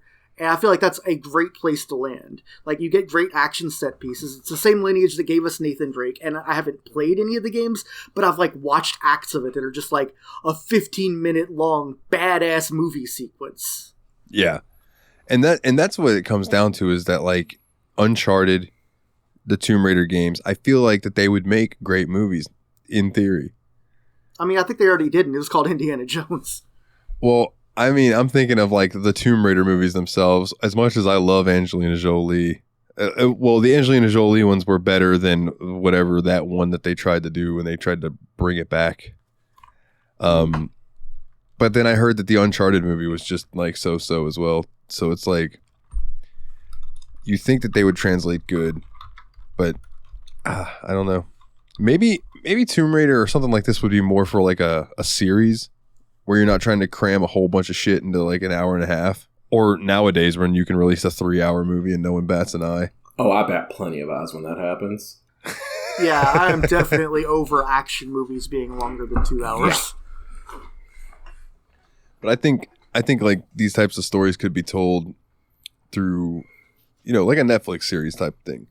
And it would just that's definitely what I was thinking. Netflix, HBO, that sort of thing. Give it 8 episodes and let it flesh itself out some. I don't know. I can't remember the voice actor between the first and second game is different. For Laura, like I think she needed, like the lady needed to contractually couldn't do it or something like that, so they brought in some other lady, Judith something, Miss Judith. You did a good job though. And yeah, interestingly enough, the marketing, like I remember specifically the marketing for this game. There was one we had on our fridge. My dad cut it out of a magazine and hung it up, and it was Laura in this long black flowing dress, like with her 2 pistols and her arms crossed across her chest, and she's just looking like a badass heroine. And like I just remember, like there were 2 dichotomies. There were like the pictures of her looking like a badass Xena style like heroine, kick-ass girl, and then there were like the ones were like Lara Croft, the newest pinup girl made of polygons. So I don't know, that was a random fact. It is interesting because if you look back at the marketing, like the way they did it, like it's easy to complain that they like the character was objectified or whatever, but like the marketing was more like she's sexy but deadly, you know, like femme fatale type of thing, yeah. Which I mean, I'm not gonna say it's 100% awesome, but that really was kind of like the top level of portrayal of women in games. Is people like Chun-Li and Tomb Raider, you know, characters that are I just call them Tomb Raider. But, I mean, she is the Tomb Raider. It's not like I said. It's just like the car Blade Runner used just to like drive. Metroid. But I think Halo was a pretty cool guy. It's like that Super Mario Brothers 3 guy. Thank you for laughing at that, Willie. My favorite part of Doom is when he doomed all over the place. You're like, oh my god, I'm going to do. I forgot what I was going to say. Doom on you. Doom on you. Oh, man. Yeah, I don't remember what we were talking about. Oh, I have one last complaint before we can get into final thoughts and stuff. Okay. With tank controls, you can hit Y, and she pulls her pistols out, and she holds them out. And she is in a constant state of having her pistols out until you hit Y again, and she puts them away. Modern controls, you had to hold the left trigger to pull them out. As soon as you let go, she put them away. And it was like, what the fuck? I don't understand why they overcomplicated the controls for modern. No idea. It's like, we have more buttons, let's use them. No, don't. You don't need them. It's so dumb. One thing I will say is nice is that they have a decent photo mode. I don't know if either of you checked out the photo mode, but you can like pose Lara in different poses. You can change her outfits, and you can like change her facial expressions and stuff. You can make some cool ass little photos. But having a good photo mode is not like gonna make up for all the other shit that we've complained about throughout this episode. Oh, I actually do have one more minor, but I think valid complaint about the upscaling. The fancy graphics mode or whatever. I don't know if you guys noticed this, but it feels like they tried to warm the shit out of the palette in fancy graphics mode compared to the original. Mm-hmm. Like, anywhere where the bricks were, like, almost flat or even cool grays, they turned to, like, warm reds. And it's just like, I don't really understand why they did it. It, like, completely changes the vibe of the game. Yeah, I agree. And it took away some of the parts that were, like, not spooky per se, but should have given tension. Yeah, and it's just like made him happy and a little bit lonely looking. Yeah, and they made him warm and happy and like welcoming, and it's like, man, come on. Yeah, I wouldn't go so far as to say happy, but welcoming isn't too far off. They felt homey. Yeah, you walked up to him and tried to give a dap. Shut up. Hurt your knuckles on the brakes. I was thinking someone was going to do the Marge Simpson homie, so that, you know. Homie. All right, let's rate this game. Yeah. I think these ratings are going to be weird. I have a feeling I know where you guys are going to go, so I want to go last. I don't think you know where I'm going. I think I know where you're going. All right. I have a ballpark for where I think you're going. I'll go first. You, I don't have an idea for. You, I have like a 2-point range of where I think you're going to land. I cannot rate this stupid low because of my love for the original game. And if we never play Tomb Raider 2 again, I can't let... It's almost like I want to give this 2 ratings. It's like, Tomb Raider 2 is such a huge part of my nostalgia and memory growing up that I hold it in high regard, even though I will openly admit those original Tomb Raider games haven't aged well with time, right? So the nostalgia side of me wants to give the original Tomb Raider 2 like an 8. So I'm going to take that and I'm going to tuck it away because that's not what we played. We played this remastered version. And I feel like Aspire, what have you done to my girl? You took some things that didn't need to be fucked with and you fucked with it. You had things that could have been fucked with and you didn't fuck with them. You fucked all the wrong things. All the wrong things. And I'm just like, man, I did get some enjoyment out of this, but it was by switching everything back to the way it should be. So I'm giving this remaster 4 ahas out of 10 rules. Good luck transcribing that one, Brian. Yeah.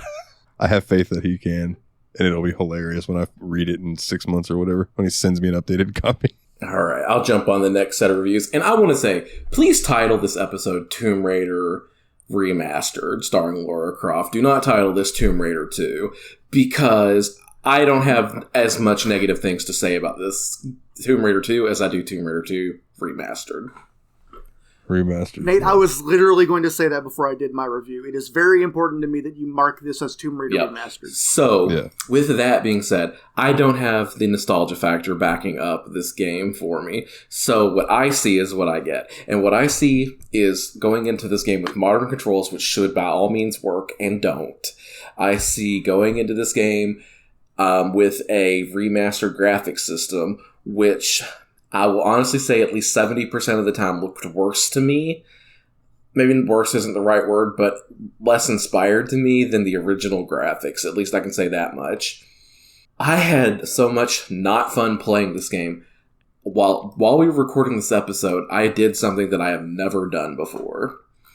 I got on Steam, realized I had spent less than 2 hours total playing this game, and bought it less than 14 days ago.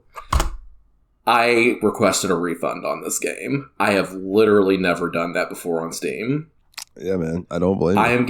I don't blame you. And I was going to say, I really wish that I would have just gone with my original idea and just sent you all the GOG. I have the GOG game. I have it on GOG.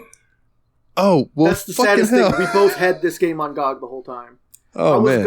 I was gonna play the GOG version first, but then Nate suggested I install the remastered just to see how I'd like the new options. So I think we all made a mistake going for the remastered, which we all thought, honestly, and it should have been way better for all intents and purposes. And the best thing you could say about it is the non-remastered mode is pretty okay. Yeah. I'm sorry. This is going to be the lowest rating I've ever given on this show. Not for a free Halloween game. This gets a 2 Tyrannosauruses out of 10 tigers. So I sent Nate a prediction of what I thought he would score it. What I didn't consider was, usually our threshold is above a 2 means the game works. Nate has officially scored this game as broken, or not a video game. It sucks. I think the only way you could get worse than that score is if the game was also not only broken, but actively offending. Yeah, and it actively offended me. Like, I literally have never asked for a refund on Steam before. This is the first time I've ever done it. And like I said, I don't hold that against Lara Croft and Tomb Raider 2 at all. I hold that against this particular version of the game, and it has soured me a bit. I am not going to go into GOG and download Tomb Raider 2 and try that version anytime soon. No, you're definitely going to want your time off of it. Time to unlearn the modern controls, at least. Yeah. Yeah, maybe in between we should play like one of the Resident Evils that has tank controls. So it's like we can kind of not the worst idea in the world. The original Alone in the Dark. Yeah, right. So, this is weird because I've really spent this entire session shitting on this game. And it's incredibly frustrating. it's also frustrating in the hard game fun way at times when it isn't the modern controls just getting you killed. I spent, like, a lot of the times I wasn't blaming my deaths on myself. I was yelling things like, come on, Laura, you have to take this more seriously. So, like, when I did die, a lot of the time I didn't feel like it was my fault. When it was my fault, I immediately was like, okay, I hit forward and jump instead of jumping forward. That's my bad. I'll get it right next time. So occasionally banging my head against the wall gave me the fun kind of frustration instead of the shitty kind. And sometimes it was really rewarding to actually land stuff. The remaster is a disaster. That was cute, though. I like that. But it was cute. That was my little Tomb Raider 2 rap. But when it was fun, it was actually fun for me. And I can see... I felt like I was doing archaeology on this game, trying to figure out what the awful PlayStation 2 version shit that the remaster was doing, what it would look like before the bad PlayStation 2 style decisions were added to a dated PlayStation 1 game. And when I subtract that from that, I get a pretty good game. I think Tomb Raider 2 is a pretty good game. Some of it's dated, but it wasn't as badly dated as I expected. I didn't like that the scenario had way less variety than I wanted. Like, you spend 8 hours in Venice, essentially. I mean, level 2 is called Venice, but levels 2 through 6 all take place in Venice, in one continuous set of back-to-back missions. But the problem is the remaster, and all the problems it adds to it, to where you have to really go out of your way to have fun. I think there was fun to be had, but I almost gave this game a passing score. There was a whole range of numbers I was shopping for, and I think I just had to give this the mild disapproval of 4.5 jade idols out of 10 golden idols. All right. Yeah, not my best. Not my best pick. Man, we've all had picks that have been disappointing. I picked Yoku's Island Express. I think I was the only one that really enjoyed Observation Duty. So yeah, so like, I think you guys didn't hate it, but I think I'm the only one that really. That's a fair assessment. Like, not everything is going to be a winner. Like, that's just the way it goes sometimes. Yeah. And unfortunately, this happened to be the second time this has happened for Dalton and Laura Croft. Yeah, and I hate that for you. There's this phrase that always comes to me, even though it's from an SNL sketch. Every time I think of, like, a miss like this, all I can think is, it's 99 floors of frights. They can't all be winners. David S. Pumpkins. Yeah. Oh, man. Yeah, well, okay. Well, then I guess there was one other thing I was going to bring up, and I do not remember what it was, so it doesn't matter. That's cool, because we're running a lot longer than I expected, considering I thought this was going to be a shorter... We wouldn't have much gameplay to talk about, but instead we had a lot of grievances to air. So I hope this was a fun rant and not an angry episode for you guys, because we did have fun getting this off our chest. Like, yeah. So I guess it's time for we feel like we've been to confession. Yeah, and I'm going to go ahead and say this. We're not getting through all of them tonight, because like I said, this guy's gone a little bit longer than I expected to, and we're all a little tired, I feel like. So let's get through a few of these questions tonight and save the next for the next episode. Are we doing all the ones from last week that we bumped? Some of them. I'm going to make those decisions as we go through them. Hell yeah, dude. You're the question master, man. I trust in your instinct. You better. I'll open up the question list. The first question comes in from Jeremy, and this is going to be a long one that's mostly for you two. The 7 wrestlers theory. So you have your 7 wrestlers. What was the one that made you fall in love with wrestling? Nate, I know your answer to that, so go ahead and give it to us. Yeah, it's Macho Man Randy Savage. Come on.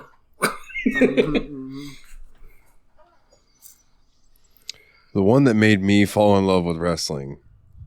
So it's like 2 sides of a coin of the same era, right? Jeff Hardy. Yeah. And Kane. You could have been any of the girls in my high school class, because they were all Jeff Hardy or Kane fans, baby. Yeah. I love that for Kane, too. Kane had this just super solid fandom where it's like, he wasn't everyone's like top wrestler, but he had a hardcore group of people that loved him the most. Just real quickly, I really enjoyed when he took the mouth part off of his mask and he was like tag partners with RVD. Sure, yeah, that was a really fun and he just randomly grab Lillian Garcia and kiss her and then woo like Ric Flair and walk off. Like that shit was fantastic. Did Kane and Van Dam have a team name? No, I don't believe so. I think they were just Kane and RVD. Yeah, I couldn't remember it. Well, I think mine, I would like to go with my childhood one, but I honestly don't remember who my childhood one is, so I'm going to go with in middle school when I got really into WCW instead. And I think that the one that really just got me watching over and over again was actually probably the Ultimo Dragon. Yeah. Because I loved the split, or the Asai Moonsault. I loved his backwards sleeper hold. Like, all the stuff he did was super cool. Oh, yeah, the Dragon Sleeper. Yeah, Dragon Sleeper. Fucking so cool. And fun fact, he used to come out on WCW TV with all of those titles. When he won the IWGP Super J Cup, yeah. And one of those titles was the WWF Light Heavyweight Championship. Yeah, was a WWF belt, and he came out all the time with it around him. It just never was referenced. They would reference all kinds of other belts. They never mentioned the WWF one. Yeah, because the Super Junior Cup was basically a bunch of champions bringing their titles. It was like great wrestlers in that, like the Pegasus Kid, which was Chris Benoit, the Black Tiger, which was Eddie Guerrero, quite a few other real top names. So, the second question for this is your newest favorite wrestler. And I'll go ahead and go here, because like I haven't watched wrestling regularly in such a very long time, but I honestly never really get too tired of hearing about Mommy, so... Yo, that's super valid, dude. Yeah.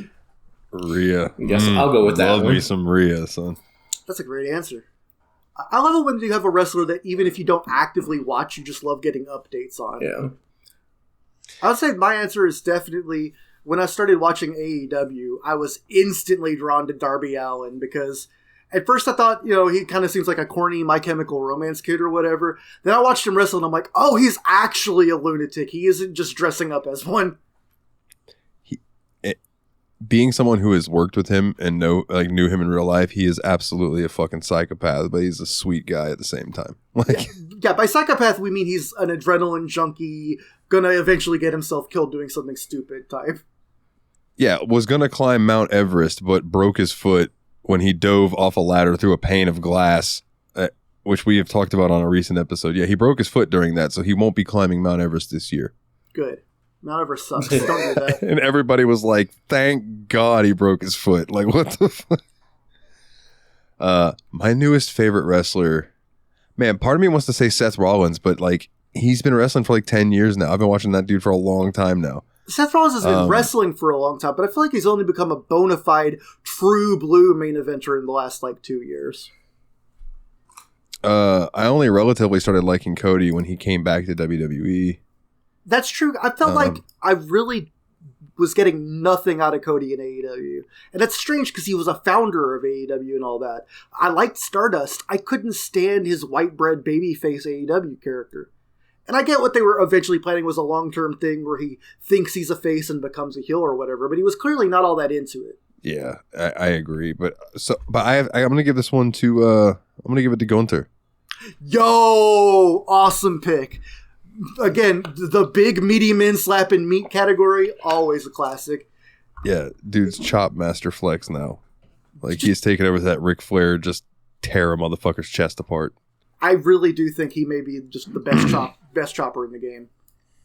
Like, even when he was in Japan and he was Walter or whatever, like, that was the main thing I knew about him was, like, even going up against the hard-hitting Japanese strong-style dudes, his chops looked violent by that standard. Yeah.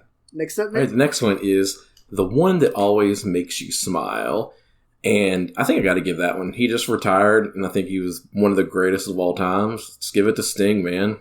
I love that guy. He was always just a pure energy in the ring, no matter which gimmick he was doing. Yeah, even when he was doing stupid-ass gimmicks in TNA, he always gave it his all. He literally was Heath Ledger Joker for like 2 years, and he still kind of made it work.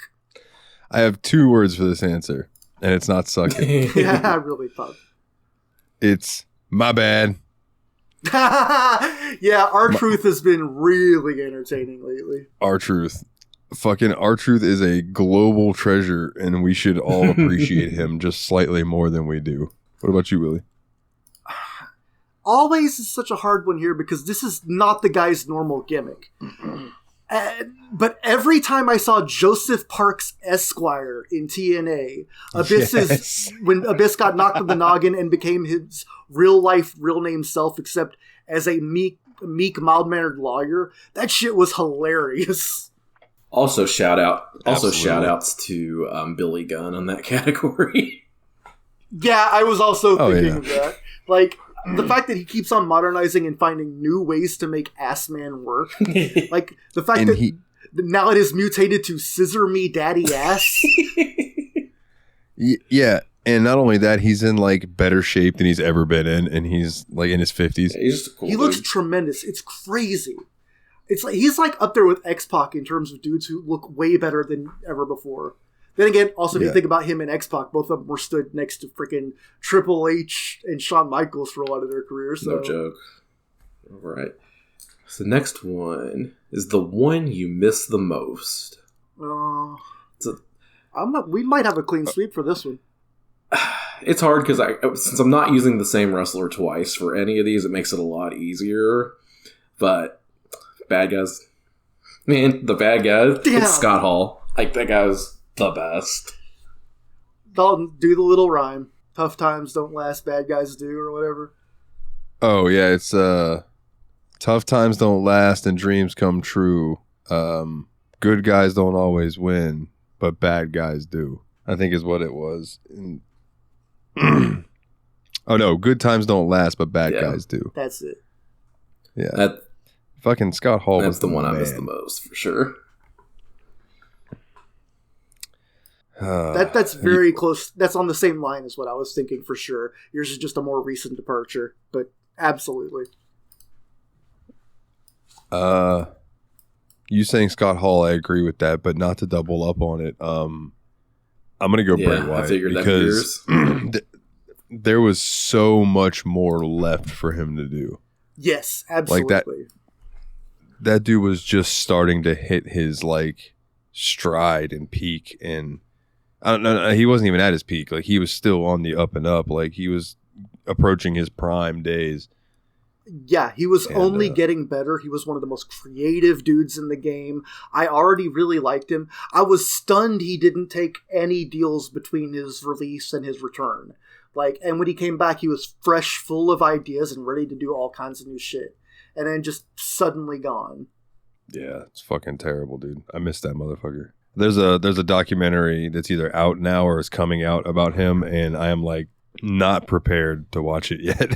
Right. Fair. Yeah, Wyatt was, and I won't say he was necessarily my favorite. He was definitely the dude I was watching hardest when he went into free agency, though. Because I was like, I really, really thought he was going to get picked up so much faster than he did. But I think either he was holding out for a huge contract, or he never negotiated with anyone in the first place and was just waiting for his return to WWE the whole time. Like, just planning, just thinking, just getting himself in the game.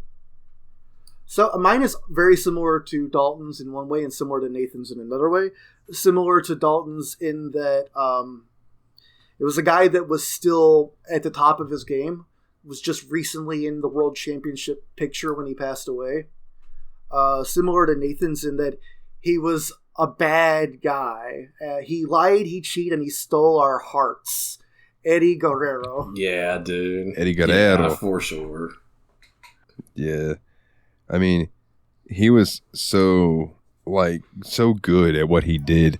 And those clips that go viral every now and then of him doing his lying and cheating instead, where he would take the chair and smack the mat with it and toss it to his opponent and fall on the ground, act dead.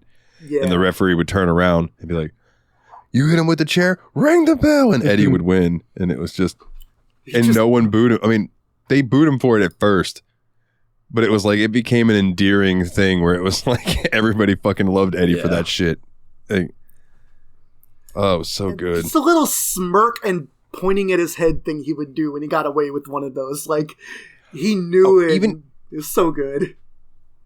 Even dating back before that, when he was doing the storyline with China, and he quote unquote accidentally pinned China for the European title. Yeah. And then he's like all apologizing and crying to her and stuff, and then they hug, and he just does that Eddie Guerrero grin over her shoulder to the camera. Fantastic. God damn it, he was. One. God, yeah, Eddie Guerrero was amazing. Honestly, the first time Eddie Guerrero really impressed me was in WCW in his bullying Chavo days, where he used to make Chavo wear a T-shirt that said "Eddie Guerrero is my favorite wrestler." Yeah, so good. And wasn't it WCW where he fucked with Chavo so much that Chavo lost his mind and ended up coming out with a little play horse, A little hobby horse called Pepe, I believe. Yeah, Pepe.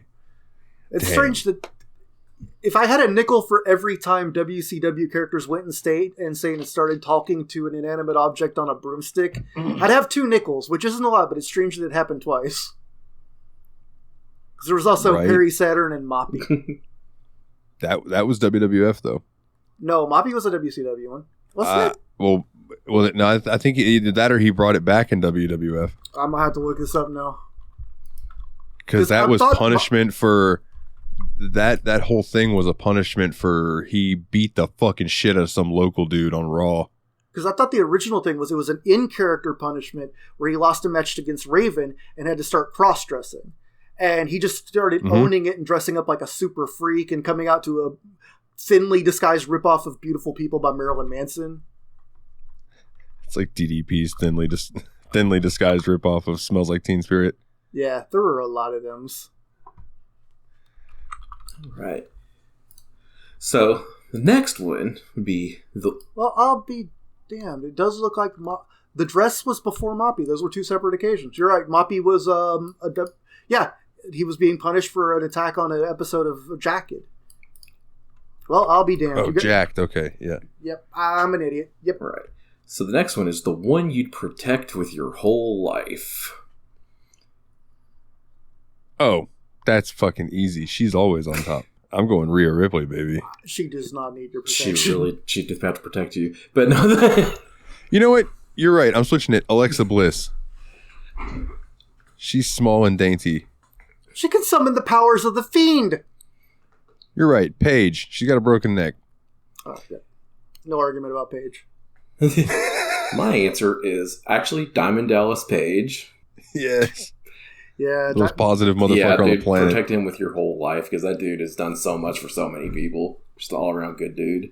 The worst thing you could say about DDP is that he's an aggressive salesman for what he sells, and that's because he obviously believes in it. So, like, of course, obviously he makes a living off of it too, but you can tell that he takes great pride in what he's done for guys like Jake the Snake and Scott Hall.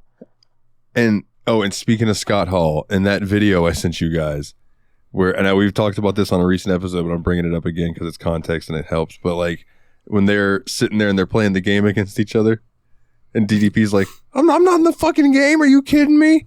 And Scott's like, come on, man, just pick somebody. And Scott chooses himself. And Paige is like, I'm not in this fucking game. I was in the last one. What the fuck? And he goes walking off. Scott Hall goes, you can use Randy Orton. He uses the cutter. And Paige goes, that's my finish. I can use Randy. And he goes and sits back down and picks Randy Orton. It's fucking... Oh, God, yeah. I love Paige. And again, Scott Hall, the man. Willie, who's yours? I really can't think of anything. For some reason, this one is, like, absolutely not coming to me. I'll just reach back into the past and say I always worried about little Spike Dudley because, man, they just threw him around all over the place.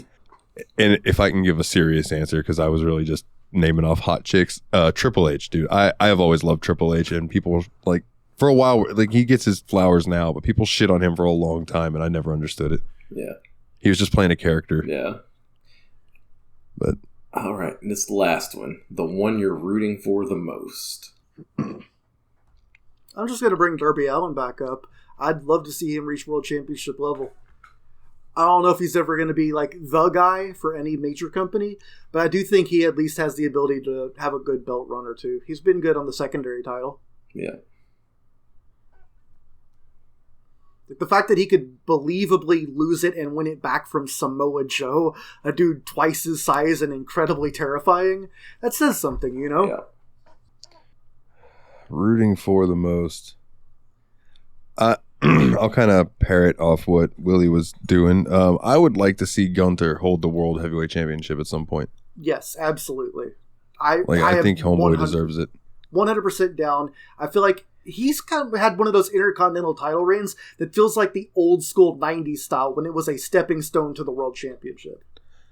Yeah, and he's the longest reigning champion now, too. So it's like he's really done a lot for that title. Yeah. So. I feel like he's brought real prestige. Yeah. So I'd say Gunther. Sweet.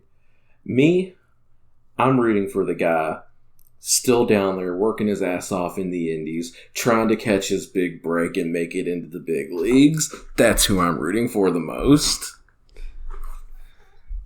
So Ryan. Nice. Yeah, Ryan. All right. I actually thought you meant... Yep, that's who I thought you meant too. Go get him, Ryan. All right. So, that one took a while like I thought it would, so I'm going to try to run through a couple of these a little bit faster. Skipping the first one. Adam, sorry, your question's waiting another week because I don't have time to listen to Willie talk about JoJo for 25 minutes.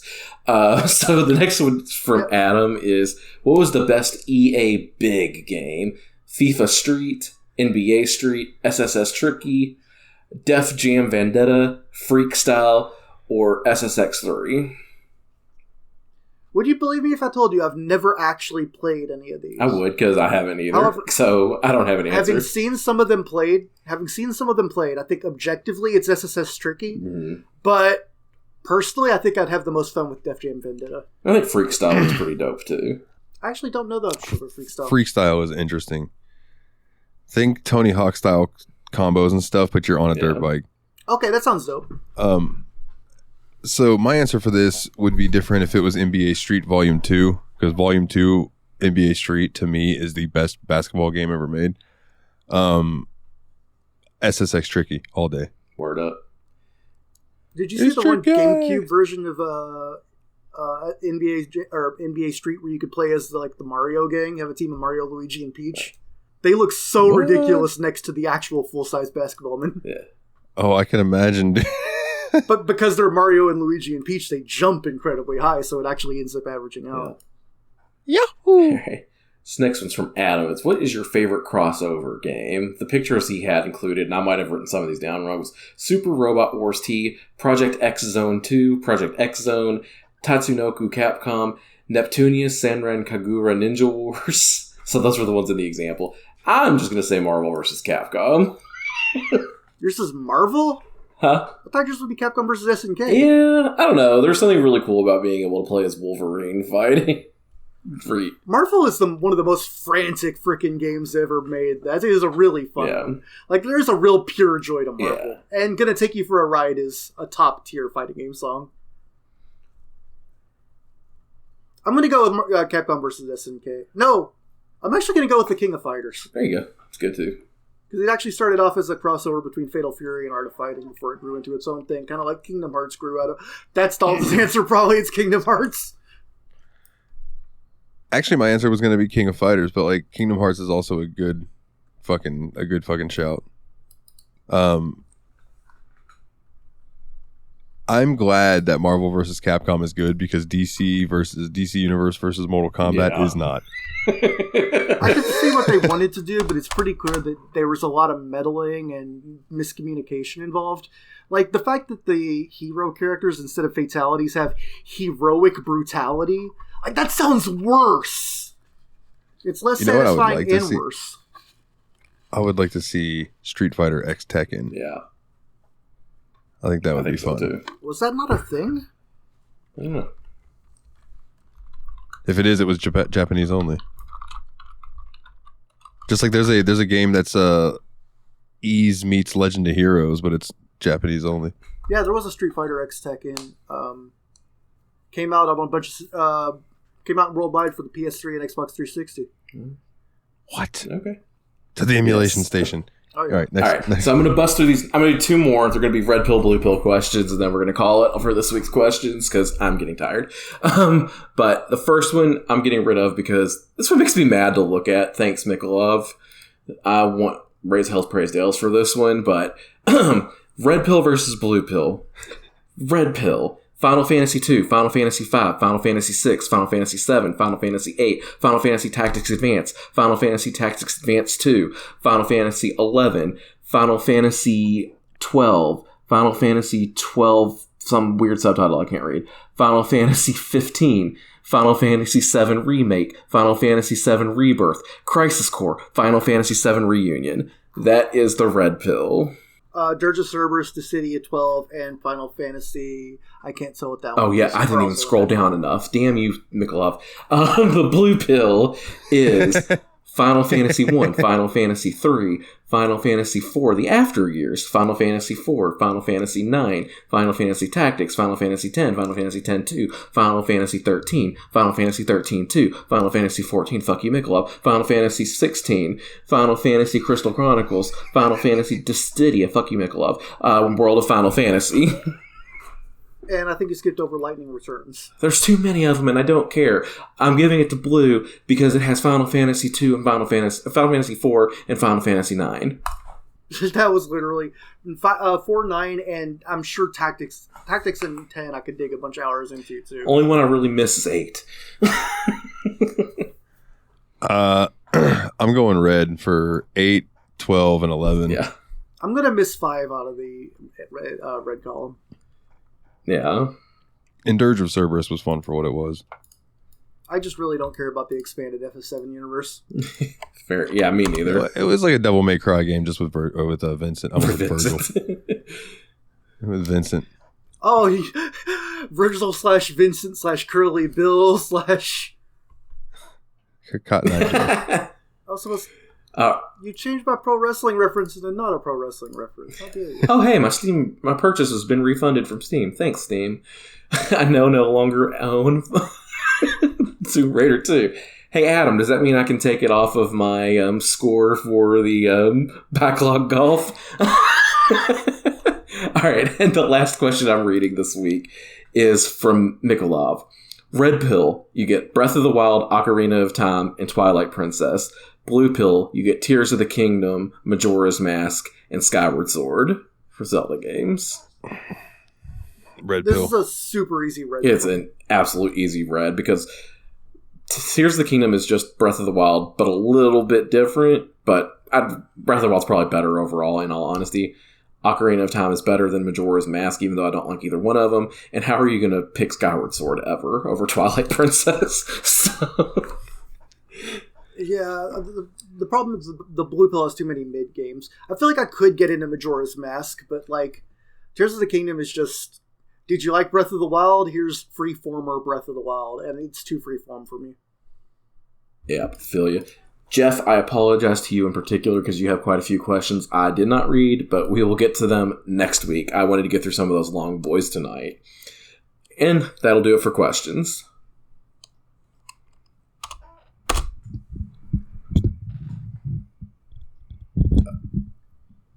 What was that all about?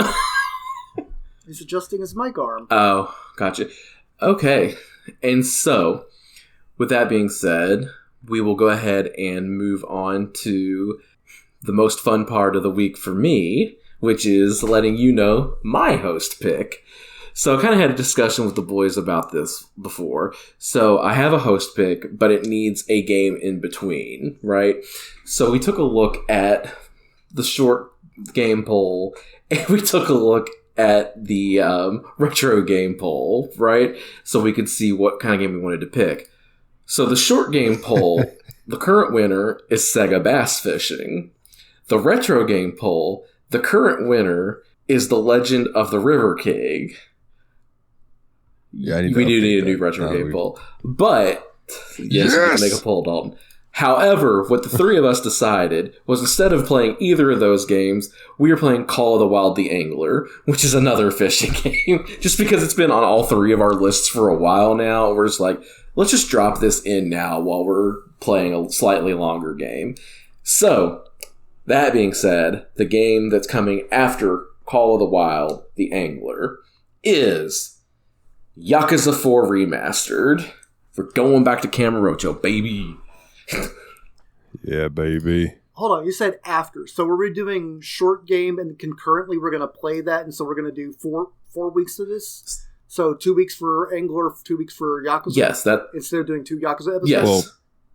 Well, 4 weeks for Yakuza. Yeah, so 4 weeks total. Yeah, we're not doing 2 I like Yakuza that. episodes. We're doing 1 Yakuza episode, but we're doing an episode on Call of the Wild Angler between those.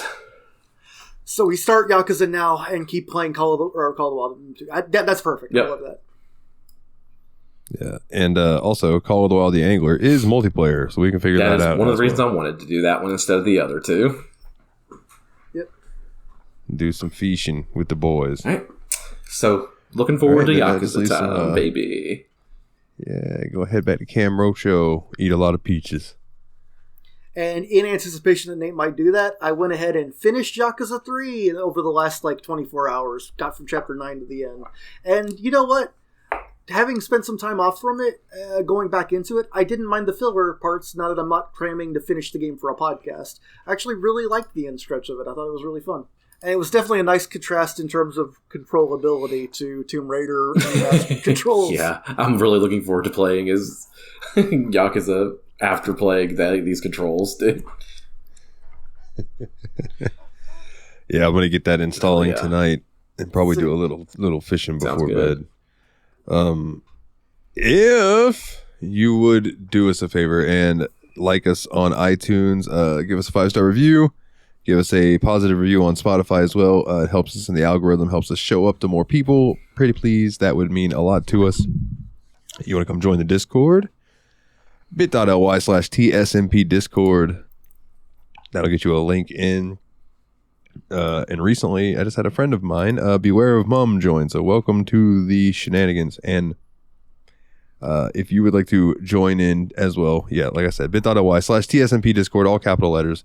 Come have fun. We have a lot of fun in there. You can vote and get in on the fan polls and stuff like that. And it's a good time. A lot of laughs to be had. You want to check out the website, which is kept up to date by Dane. Thank you, Dane. bit.ly/the Steam Machine Podcast, capitalized phonetically. You want to join the Patreon and donate to the show and help me keep the lights on. Very much appreciated. Patreon.com/the Steam Machine Podcast. Shout out to the JRPG Report, a bi-weekly and sometimes monthly JRPG news show where me and Mikolov give you all the latest news that is coming out of Japan. It is so wild to me that sometimes there is just an absolute shit ton of news, and then there's a month and a half where it is we are scraping to find enough news to put together an episode. But we do our best. Merch, you want to get some shirts or anything with our logo on it, tsmpproductions.threadless.com. You like the music, NileTheNightmare.bandcamp.com. Again, please leave us a 5-star review wherever you get your podcast. And going back to the Patreon, $1 or more will get you the episodes early, ad-free, and you get the extra little Patreon section in the beginning that's just for you Patreon members. It has its own RSS feed that you can put into any of your podcast apps and pull from there. You donate $10 or more, you get your name read on each and every episode, like these wonderful, lovely people who we love to death. Nate Sir Cogsworth, the 7th of June-iper, Jeff, the original Expendable, Mr. Syllables, old Jeffy Lube himself, Ariesoradam. Shout out to his podcast well, I guess he doesn't do the podcast anymore. Shout out to his ex-podcast, Revival and Extinction, and his blog. And shout out to him for being, you know what? Now it's going to be Ariesoradam. It's not letting me edit it right now. Okay, I'll deal with it later. But he's going to be Ariesoradam, Backlog Golf Meister. Team Retrogue, check him out on YouTube. Mr. Puzzles, Dane himself, and Chad the Mad Lad, no goddamn seeing his last name, Shaffer. Backlog Golf Club Pro. Club Pro, like that. There we go. Backlog Golf Club Pro. Squid Pro Quo. Yes, Squid Pro Row. Anything you boys would like to plug? I'm good, brother. No? All right, we'll be back in 2 weeks with some fishing, and then 4 weeks for some Yakuza. Maybe we'll catch some squid and then make some takoyaki. That sounds taco yummy. And for the Destructo Bros, I'm Dalton, and as always, everybody, Marco Bartoli.